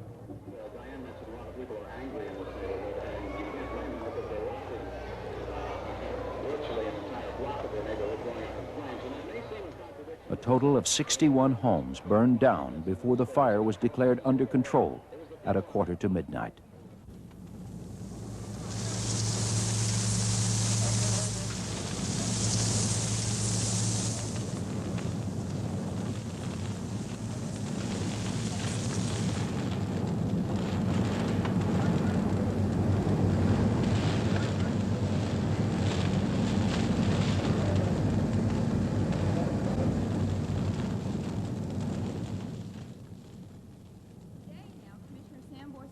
They did return the fire.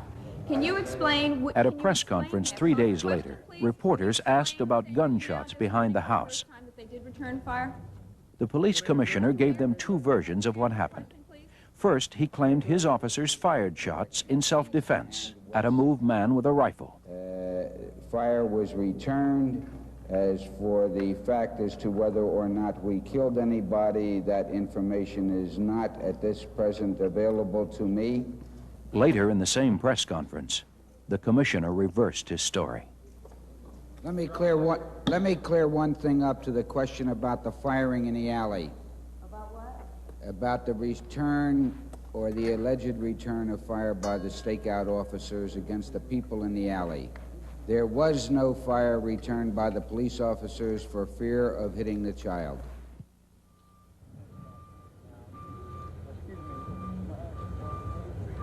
If anyone knows for certain what happened in the back alley, they have not yet come forward.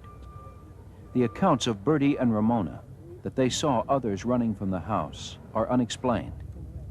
All 11 bodies were reportedly found within the house walls.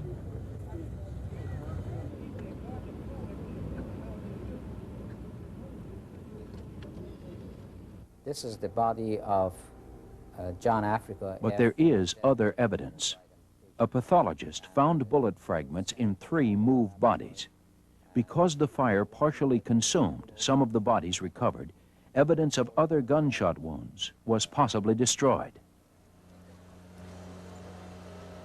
Also, witnesses heard automatic weapons fired at the time of the escape, gunfire that could only have come from the police. In the ruins of the Move house, police search teams found only the remains of 2 pistols, a .22 caliber rifle, and a shotgun. Move had no automatic weapons. There are also questions concerning when the mayor gave the order to put the fire out. Re-examination of the facts indicates that the order may have come much later than the mayor claims. Why didn't you get Mr. Brooks on the phone and say, put out the fire? I did. When? At 6 o'clock. How about According to the mayor, his order to extinguish the fire was given at around 6 o'clock, at a time when the fire was still easily controllable. Then the mayor testified seeing on live television water immediately turned on the fire. But according to fire department logs and TV videotapes, water was not turned onto the Move house until 6:30. That places the mayor's order a critical half-hour later than he claims. By then, the fire was raging out of control. And despite the mayor's initial order, the water was soon turned off. Firemen, deferring to the police, did not fight the fire in any conventional way until after 9:30. Had the mayor's order been given and followed at 6, 11 lives and 61 homes might have been saved.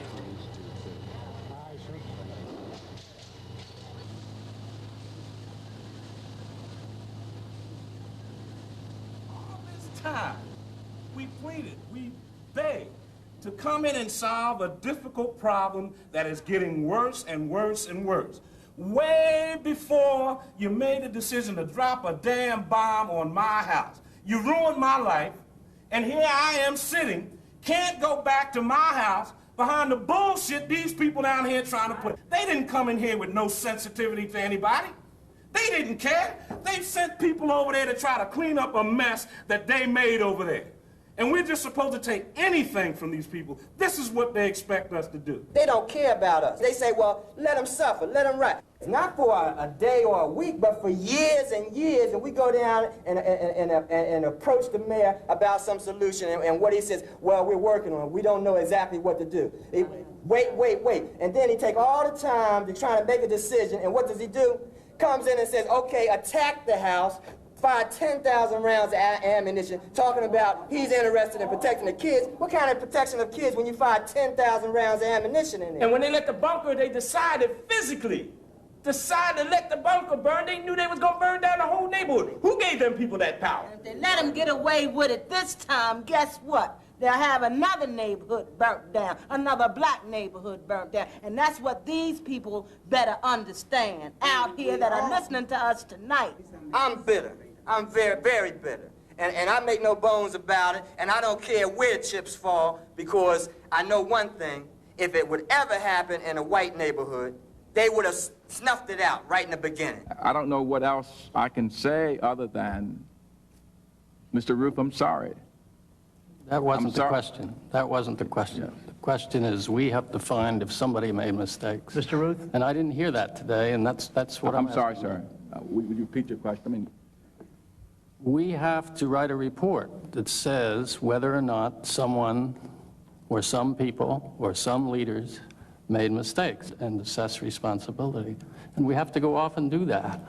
That's all. Is your question, sir, whether or not I think you've answered my question, sir. I really do. The answer to your question is that, yes, I made mistakes in this process. Ms. Ruth, if I may. Soon after the fire, Mayor Good's managing director Brooks resigned. A few months later, Police Commissioner Sambor retired. Fire Commissioner Richmond and Mayor Good remained in office. Ramona Africa was tried and sentenced to up to 7 years in prison for riot and conspiracy. His position was that The child, Birdie Africa, now lives with his father, who never was a MOVE member. Birdie's mother died in the fire.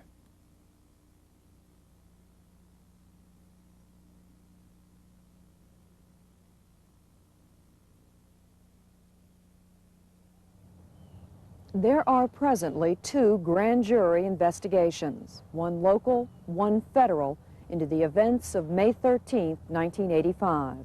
A decision by the local grand jury to hand down possible criminal indictments is due soon. A 3rd grand jury has been impaneled to investigate construction delays and cost overruns in the rebuilding of the neighbors' houses. After waiting over a year, most residents returned to Osage Avenue Measure last another fall. man is not the man's color, but the man's deeds, the man's conscious behavior, the man's intentions. And when you use that as a standard of measurement or judgment, you never go wrong. But when you just judge a man because of the color of his skin, then you're committing a crime. The number of dark-skinned people in the Western Hemisphere, you can see that there are probably over 100 million. When you consider Brazil as 2/3 what we would call colored or non-white, and Venezuela and the Honduras and the other Central American countries, Cuba and the Jamaica and the United States and even Canada, when you total all these people up, you have probably over 100 million. Newly awakened people all over the world pose a problem for what's known as Western interests, which is imperialism, colonialism, and all these other negative isms or vulturistic isms. They are in Washington, D.C. in positions of power, and from Washington, D.C. they exercise the same forms of brutal oppression against dark-skinned people in South and North Vietnam, or in the Congo, or in Cuba, or in any other place on this earth where they're trying to exploit and oppress. This is a society whose government doesn't hesitate to inflict the most brutal form of punishment and oppression upon dark-skinned people all over the world when their interests are at stake. But that, with all of that violence that they display at the international level, when you and I want just a little bit of freedom, we're supposed to be nonviolent. They're violent. They're violent in Korea, they're violent in Germany, they're violent in the South Pacific, they're violent in Cuba, they're violent wherever they go. But when it comes time for you and me to protect ourselves against lynchers, they tell us to be nonviolent.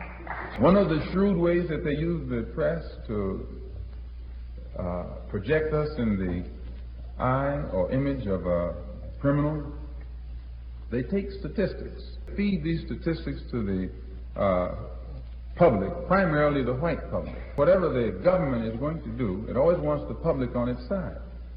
So they use the press to create images. And at the local level, they'll create an image by feeding statistics to the press, through the press, showing the high crime rate in the Negro community. And as soon as this high crime rate is emphasized through the press, then people begin to look upon the Negro community as a community of criminals. And then any Negro in the community can be stopped in the street, put your hands up, and they pat you down. You might be a doctor, a lawyer, a preacher. But despite your professional standing, you'll find that you're the same victim as the man who's in the alley, just because you're black and you live in a black community which has been projected as a community of criminals. This is done. And once the public accepts this image also, it paves the way for a police state type activity in the Negro community. They can use any kind of brutal method to suppress blacks because they're criminals anyway. And what has given this image? The press. If you'll notice, they referred to the rioters as vandals. hoodlums, thieves. They tried to make it appear that skillfully took the burden off the society for its failure to correct these negative conditions in the black community. Took the burden completely off the society and put it right on the community by using the press to make it appear that the looting and all of this was proof that the whole act was nothing but vandals and robbers and thieves who weren't really interested in anything other than that which was negative. And I hear many old, dumb, brainwashed Negroes who parrot the same old party line that the man handed down in his paper.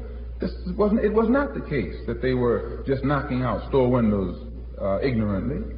In Harlem, for instance, all of the stores are owned by white people. All the buildings are owned by white people. The blacks are paying rent, buying the groceries. But they don't own the stores, the clothing stores, food stores, any kind of store. Don't even own the homes that they live in. Rundown apartment dwellings, the black man in Harlem pays more money for it than the man down in the rich Park Avenue section. It costs us more money to live in the slum than it costs them to live down on Park Avenue. And black people in Harlem know this. And the white merchants charge us more money for food in Harlem. And it's the cheap food. It's the worst food. We have to pay more money for it than the man has to pay for it downtown. So black people know that they're being exploited and that their blood is being sucked and they see no way out of it. So finally when the thing is sparked, the white man is not there. He's gone. The merchant is not there. The landlord is not there. The one he considers to be the enemy isn't there. So they knock at his property. This is what makes them knock down the store windows and set fire to things and things of that sort. It's not that they're thieves, but they try and project the image to the public that this is being done by thieves and thieves alone. And they ignore the fact that, no, it is not thievery alone. It's a corrupt, vicious, hypocritical system that has castrated the black man, and the only way the black man can get back at it is to strike it in the only way he knows how. You begin to start thinking for yourself. You frighten them, and they try and block your getting to the public for fear that if the public listens to you, then the public won't listen to them anymore. In the Congo, airplanes were dropping bombs on African villages. African villages don't have a defense against bombs, and the pilot can't tell who the bomb is being dropped upon. When a bomb hits the village, everything goes. And these pilots, filled with flying planes filled with bombs, dropping these bombs on African villages, were destroying women, were destroying children, were destroying babies. You never heard any outcry over here about that. And it had started way back in June. They would drop bombs on African villages that would blow that village apart and everything in it. Man, woman, child, and baby. No outcry, no sympathy, no support, no concern, because the press didn't project it in such a way that it would be designed to get your sympathy. They know how to put something so that you'll sympathize with it, and they know how to put it so you'll be against it. I'm telling you, they are masters. This was mass murder in the Congo of women and children and babies. But there was no outcry even from the white liberals. Why? Because they made it appear that it was a humanitarian project. They said that the planes were being flown by American-trained anti-Castro Cuban pilots. This is propaganda too. As soon as you hear that it's American-trained, you say, oh, that's all right, that's us. And the anti-Castro Cubans, oh, that's all right too, because if they're against Castro, whoever else they're against, that's good, because Castro's a monster. But you see how step by step they grab your mind? And these pilots are hired. Their salaries are paid by the United States government. They're called mercenaries. He kills you for blood money. He's a hired killer. That's what a mercenary means. And they're able to take these hired killers, put them in American planes with American bombs, and drop them on African villages, blowing to bits, black men, black women, black children, black babies, and you black people sitting over here cool, like it doesn't even involve you. Do it to them today, and do it to you tomorrow. because you and I and they are all the same. They call it a humanitarian project, and that they're doing it in the name of freedom. And all of this, these glorious terms are used to pave the way in your mind for what they're going to do. Then they take Shombi. He's the worst African that was ever born, the lowest type that was ever born. He's a murderer himself. He's the murderer of Lumumba, the former prime minister of the prime minister of the Congo. He's an international, he's a murderer with an international stature as a murderer. Yet the United States government went and got Shombi in Spain and put him as the head of the Congolese government. Imagine that. This is criminal. So the United States takes him, puts him over the Congo, and supports his government with your tax dollars. Now, in other words, they hire him to occupy the position as head of state over the Congo. A killer. He is a hired killer himself. His salary paid by the United States government. And he turns, his first move is to bring in South Africans who hate everything in sight. He hires those South Africans to come and kill his own Congolese people. And the United States again pays their salary. They justified the usage of Shombi as the present head of state by saying he's the only African who can unite or bring unity to the Congo. Has he brought unity to the Congo? The real reason for wanting Shombi there was so that Shombi could invite them to come in. No other African head of state would have dared to invite outside powers, so they put Shombi there. And as soon as Shombi got there, then he invited them to bring paratroopers from Belgium in the United States transport planes to try and recapture the Congo. This is all a cold-blooded act on the part of your Western powers, namely the Western powers here in the United States, the interest in the United States, in England, in France, and in Belgium, and so forth. They want the wealth of the Congo, plus its strategic geographic position. The process that was used by the press, first they fan the flame in such a manner to create hysteria in the mind of the public, and then they shift gears and fan the flame in a manner designed to get the sympathy of the public. And once they go from hysteria to sympathy, their next step is to get the public to support them in whatever act they're getting ready to go down with. They use the press to emphasize that white hostages are being held by cannibals. Imagine that. Or white priests, white missionaries, white nuns. They don't say nuns. White nuns. You know what the paper said right here in Detroit. White missionaries. Not just a missionary. A white nun. As if there's a difference between a white nun and a black nun. Or a white priest and a black priest. Judging by their deeds, by their conscious behavior. And you know how they've been consciously behaving in the Congo, and how they consciously behave in Vietnam, and how they consciously behave right now in Alabama and Mississippi. No Congolese troops have ever won any victories whatsoever for the present Congolese government. Congolese soldiers won't even fight unless they're forced to. But the fighters in the Congo were the freedom fighters, these brothers from the Oriental Eastern province. And they fought with stones and sticks and rocks, spears and arrows. And the only time they had a gun was when they got some soldier who had it, and they'd kill him and take his gun. But they were winning. They took over 2/3 of the Congo, showing you they were fighting from their heart. Whereas these other people, their heart wasn't in it.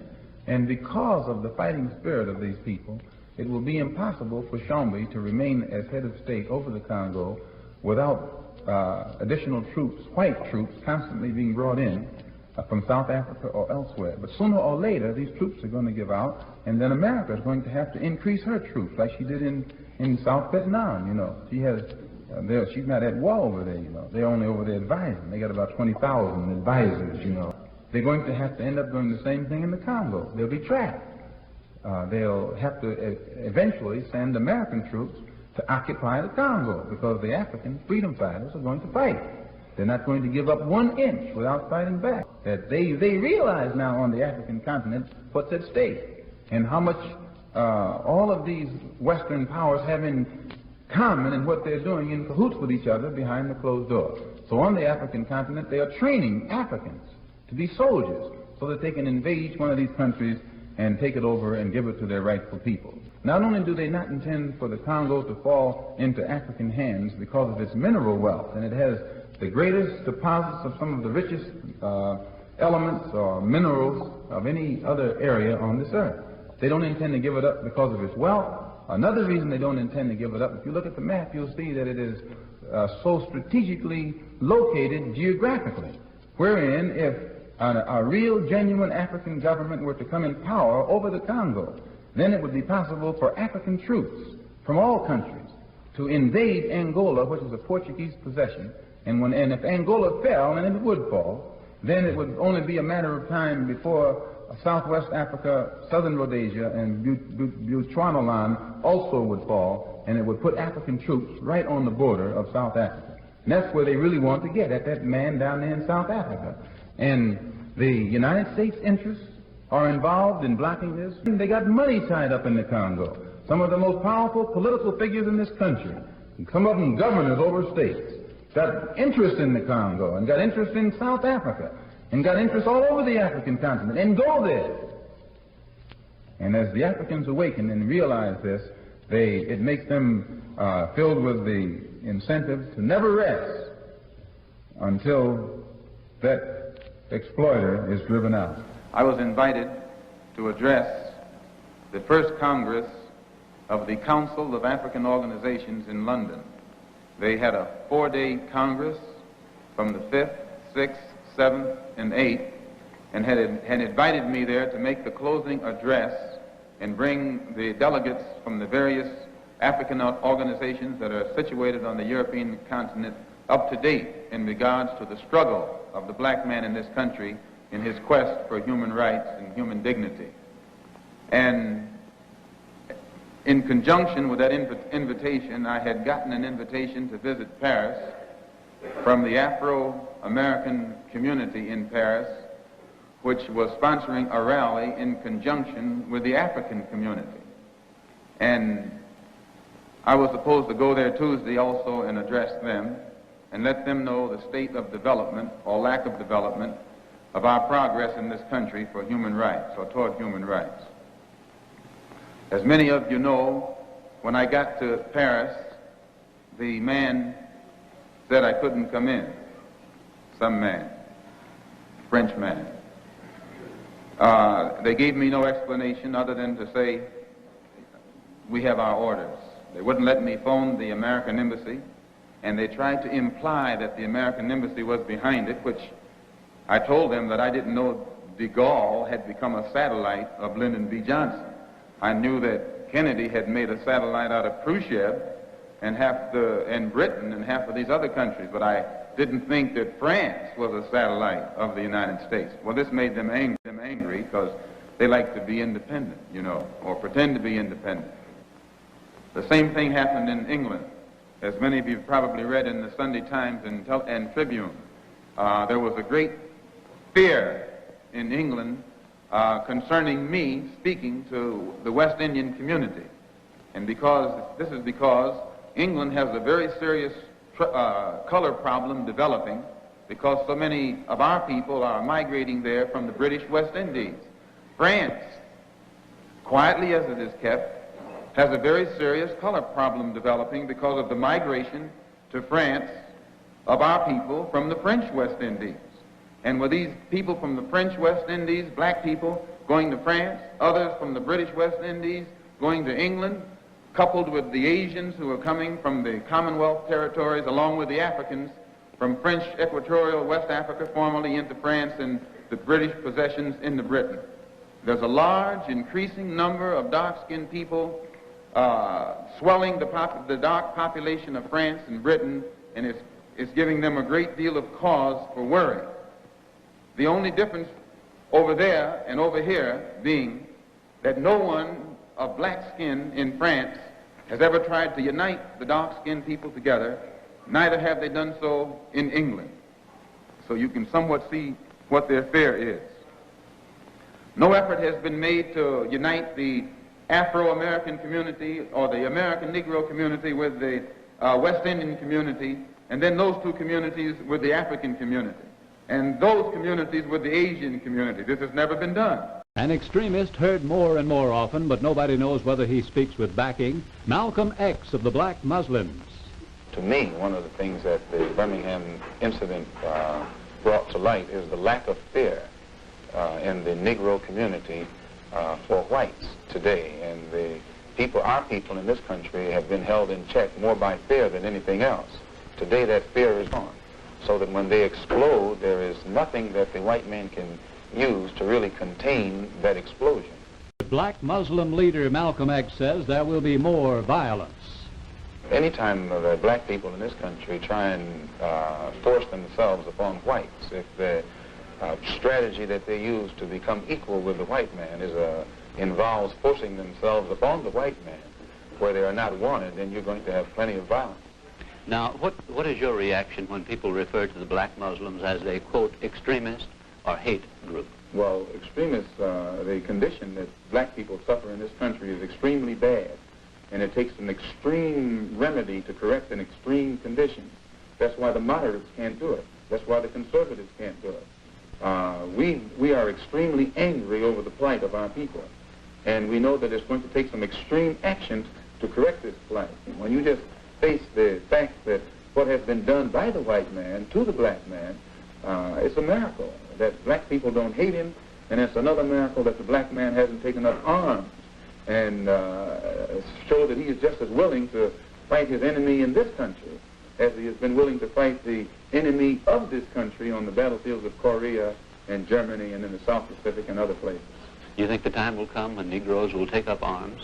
The time will come when any people and all people on this earth will develop enough intelligence to know that they are within their rights to do whatever is necessary to protect themselves. We're born at a time, and we live in an era when no oppressed people will be satisfied to let the oppressor continue to oppress them without doing something about it. And as the oppressed awaken and become very eager to defend themselves, the oppressor himself is going to step up his activity. And step up activity on the part of both will produce an explosion that's just as certain as the rising of the sun on the eastern horizon in the morning.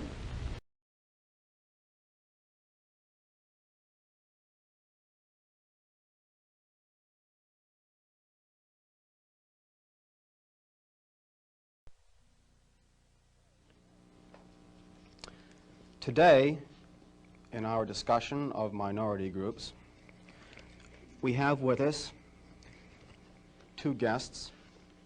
One is Minister Malcolm X. Shabazz, one of the top leaders of the Nation of Islam, or the so-called Black Muslims. And we also have Mr. Herman Blake, one of the teaching assistants in the course. We will discuss today some of the goals and some of the strategies of the Nation of Islam. And I wonder if Mr. Blake might start it off by asking Mr. Shabazz a question. Minister Malcolm, the thing that I thought might be good for starting it off is to talk about one of the most pervasive beliefs in the general society about the Nation of Islam, and that is that it is an organization dedicated to the use of violent means to attain its goals. The question I have is, how true is this, and why do you think it persists in society? Well, the Muslims who have accepted the religion of Islam and follow the religious guidance of the Honorable Elijah Muhammad have never bombed any churches, have never murdered any little girls, as was done in Birmingham, have never lynched anybody, have never at any time been guilty of initiating any aggressive acts of violence during the entire 33 years or more that the Honorable Elijah Muhammad has been teaching us. The charge of violence against us actually stems from the guilt complex that exists in the conscious and subconscious minds of most white people in this country. They know that they've been violent in their brutality against Negroes. And they feel that someday the Negro is going to wake up and try and do unto them as they have done do unto the whites as the whites have done unto us. We aren't a violent group. We are taught by the Honorable Elijah Muhammad to obey the law, to respect everyone who respects us. We're taught to display courtesy, to be polite. But we're also taught that at any time, anyone in any way inflicts or seeks to inflict violence upon us, we are within our religious rights to retaliate in self-defense to the maximum degree of our ability. We never initiate any violence upon anyone, but if anyone attacks us, we reserve the right to defend ourselves. So to accuse us of being violent is like accusing a man who is being lynched, who is being hung on a tree, simply because he struggles vigorously against his lyncher. The victim is accused of violence, but the lyncher is never accused of violence. And I only point this out because the various racist groups that are set up in this country by whites and who have actually practiced violence against blacks for 400 years are never associated or identified or made synonymous with the term violence. But whites speak of Muslims almost synonymously with violence. Whenever Muslims are mentioned by them, violence is brought up, but it's not connected with any other group. This is a sort of a propaganda tactic, or what I would call psychological warfare, to in some way make. You mentioned that when I accepted Cassius Clay, I disowned or disannounced my culture. Well, I did not disregard my culture. If I did, it was the white American culture. And I've accepted my true culture when I accepted Muhammad Ali, because this is a black name. Islam is the black man's religion. And so I would like to say that I would like to clarify that point, that I reclaimed my real culture, and that's being a black man and wearing a black name with a black body and not a white name. So I want to say that I didn't disown my culture. But I would say I've put down a lot of the white American culture and ways and beliefs. And answering your last question about Joe Louis and me, why was he so praised and me not? Well, I would like to speak from my knowledge. The reason I can see is Joe Louis was what you would call, or what a white would call, a good red-blooded American boy who went to the army and told the world we must fight for our country. And he, in his times, we didn't have the protesting and the things that we're having today. But I would say that I receive respect by not only blacks around the world, and I'm a Muslim, but all throughout white America, more so than any boxer, including Joe Louis, and mainly with the college youth of today. So I'm just a lot different from, I would say, Joe Louis. So I guess that's why I'm looked at different. Mr. Ali, if you believe that, why don't you leave the country? Well, I like to say one thing. He was right. I could be a millionaire fugitive if I was greedy and worrying about myself. But one thing... No, you could give it away. No, one thing I like to say... I mean, you could become a Canadian and fight and send the money to Elijah. Well, no. No, this is not my purpose, and he don't need my pennies. Well, but some people do.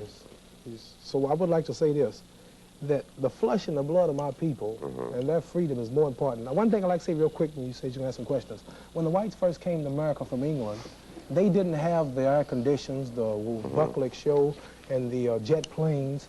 They had to ride stagecoaches, watch Indians scab and kill their wives, no medicine, no penicillin. But nevertheless, the first whites kept coming. They cut down the trees, the underbrush, until they made a way for you. Then they went and got them some slaves and worked them 400 years to build a country.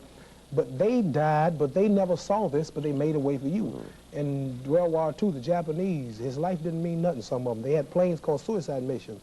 He knew he would die. He ran the plane directly into the ship for his people in the future, for his children. Now, but black people, we've been taught that we will never be free until some will have to die, some will have to give up wealth, their loved ones, and their health. So what I'm doing is for myself and for justice for black people. Running will kill it all. It'll make me a coward. I see what you mean, yeah. You understand? I see what you mean, So yeah. I would rather go to jail. Sure. Mr. Greenfield.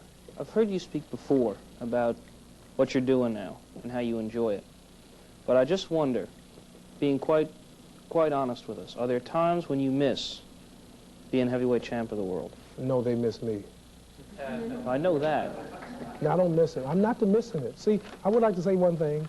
Whites have been, you may say, why is he always talking about whites and blacks? Because everything happened to me is racial. It's all based on race and religion. You understand? Many boys I know, Joe Namath, George Hamilton, get out of the army and do everything, and I'm the scapegoat, you understand? So I got to think like this, because I'm a victim of all this. You know there are white kids in jail for 5 years. Don't you? Right, In fact, right. those I Baltimore understand. guys didn't get 2 years. They got 6, which is Well, more I than heard they you. got 2.5. No, no. You talking about the priest? Berrigan got Well, 6. it must have been Wisconsin. No. But what I would like to say is this. Your question was... Do you miss it sometimes? You miss No. being the best fighter in the world. No, I am the best. I don't miss being But the you'll best. never be able to prove that again. Oh, I don't have to prove it. Can you name somebody that Not can right as much now. as hit me? No. So I'm not, see, you've been brainwashed to think that I'm not the champ. Nope. Nope. I just wonder if you missed what you were doing. I missed the money, not boxing. Miss I've Williams. been truthful. I can box tomorrow. I can go to the gymnasium, call my sparring partners, we can box all day, but I won't get no money for it. You understand? Mr. Ali, you've said that you're against war. I wonder how you feel about the Black Panthers' domestic war here. Well, we black people as a whole are at war, I would say, with the white power structure. Not physically, but we have different approaches to win the battle. Like, for an example, America's in Vietnam. One American is fighting from the air. The other American is fighting on the land. Another one is on the shore shooting them with the ships. Another one is a secret spy. Another one's in a submarine. They all are fighting the same common enemies. They say the Viet Cong, but they have different approaches. See, black people all are fighting you all for freedom, justice, and equality. One believes that intermarriage is going to solve it. And 200 years from now, we all will be a beautiful cream color. He really believes it. One believes that getting them some rifles and shooting up the country is going to solve it. Another one believes that education, one day we'll be the president. One believes that we got to get into the white man's pockets and get all the money. You've got hundreds of billions of dollars that he'll never see I'll get to, but he believes that one day he's going to get most of the money. But we believe that the problem, the answer is separation, and marrying our own kind, cleaning up for self, doing for self, and getting some land and building our own nation. So the Black Panthers are a group who figure that they are right and doing the thing the way they see it. But we don't all agree with each other, but we're not here to talk about it. But I will say, on violence, Elijah Muhammad teaches us it's impossible to be violent against the most powerful military country on the planet. It's impossible. Mr. Gaynor. Mr. Ali, if you feel that the white man is your common enemy, do you foresee eventual physical conflicts between your movement and the white community? No, sir. I would like to say that when you say my movement, when you say not my movement. Well, the movement of right. Elijah Muhammad. You got to watch all this because you'll have me think it's my movement. It's not my movement. See, that's what they did Malcolm X, and he wouldn't straighten that out. Yeah. He would talk like it's his movement. It's not our movement. It's not be like it's Yeah. God's Do you movement. think We there'll be believe. an It's eventual God's conflict? movement. Not be Elijah Muhammad's teaching it to us. Yeah. Not with Muslims unless you attack us. See, after each meeting, we say that we don't believe in being the aggressor, but fight like hell against those who fight against you, but not be the aggressor, which is nothing's wrong with that. But I like to say that Muslims are never in violence with white people. It's the black man who loves you. See, when you don't let him in your toilet, you don't let him in your restroom, you don't let him marry your daughter, you got to fight. So we're not going to be bothering you, you understand? Muslims don't come in, we don't have no trouble with you. It's just the integrator. Do you allow white men in your meetings? No, sir, not in religious meetings, no, sir. It's a family problem and discussion, and you would feel out of place. You know, I'm sure you all have many meetings we can't go to. Few. Few, a whole lot of them. I can't think of any. As a matter of fact, I can't think of any, but Mr. Euler?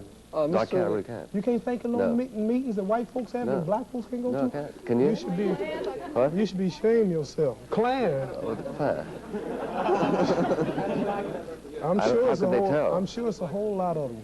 A lot of churches. Mr. Lee, from your conversation with Mr. Buckley, I have assumed that if given a chance and your appeal is won in the Supreme Court, you would return to the ring. Wouldn't this conflict with your being an ordained minister of Islam and then therefore pacifistic? You can look at it that way, sir. I understand what you're saying. Yes. I'm asked this question a million times in colleges. I'm in about $485,000 worth of debt now, which the court said I don't have to pay until I can earn it. And I want to pay my debt and get right out of the ring. But I would like to say boxing cannot be compared with war. We have gloves on, we have cushions, we have referees, we have judges, we have ambulances there. The intention is not to kill. We don't have steel, we don't have bullets, we don't kill mama, kill daddy, kill baby.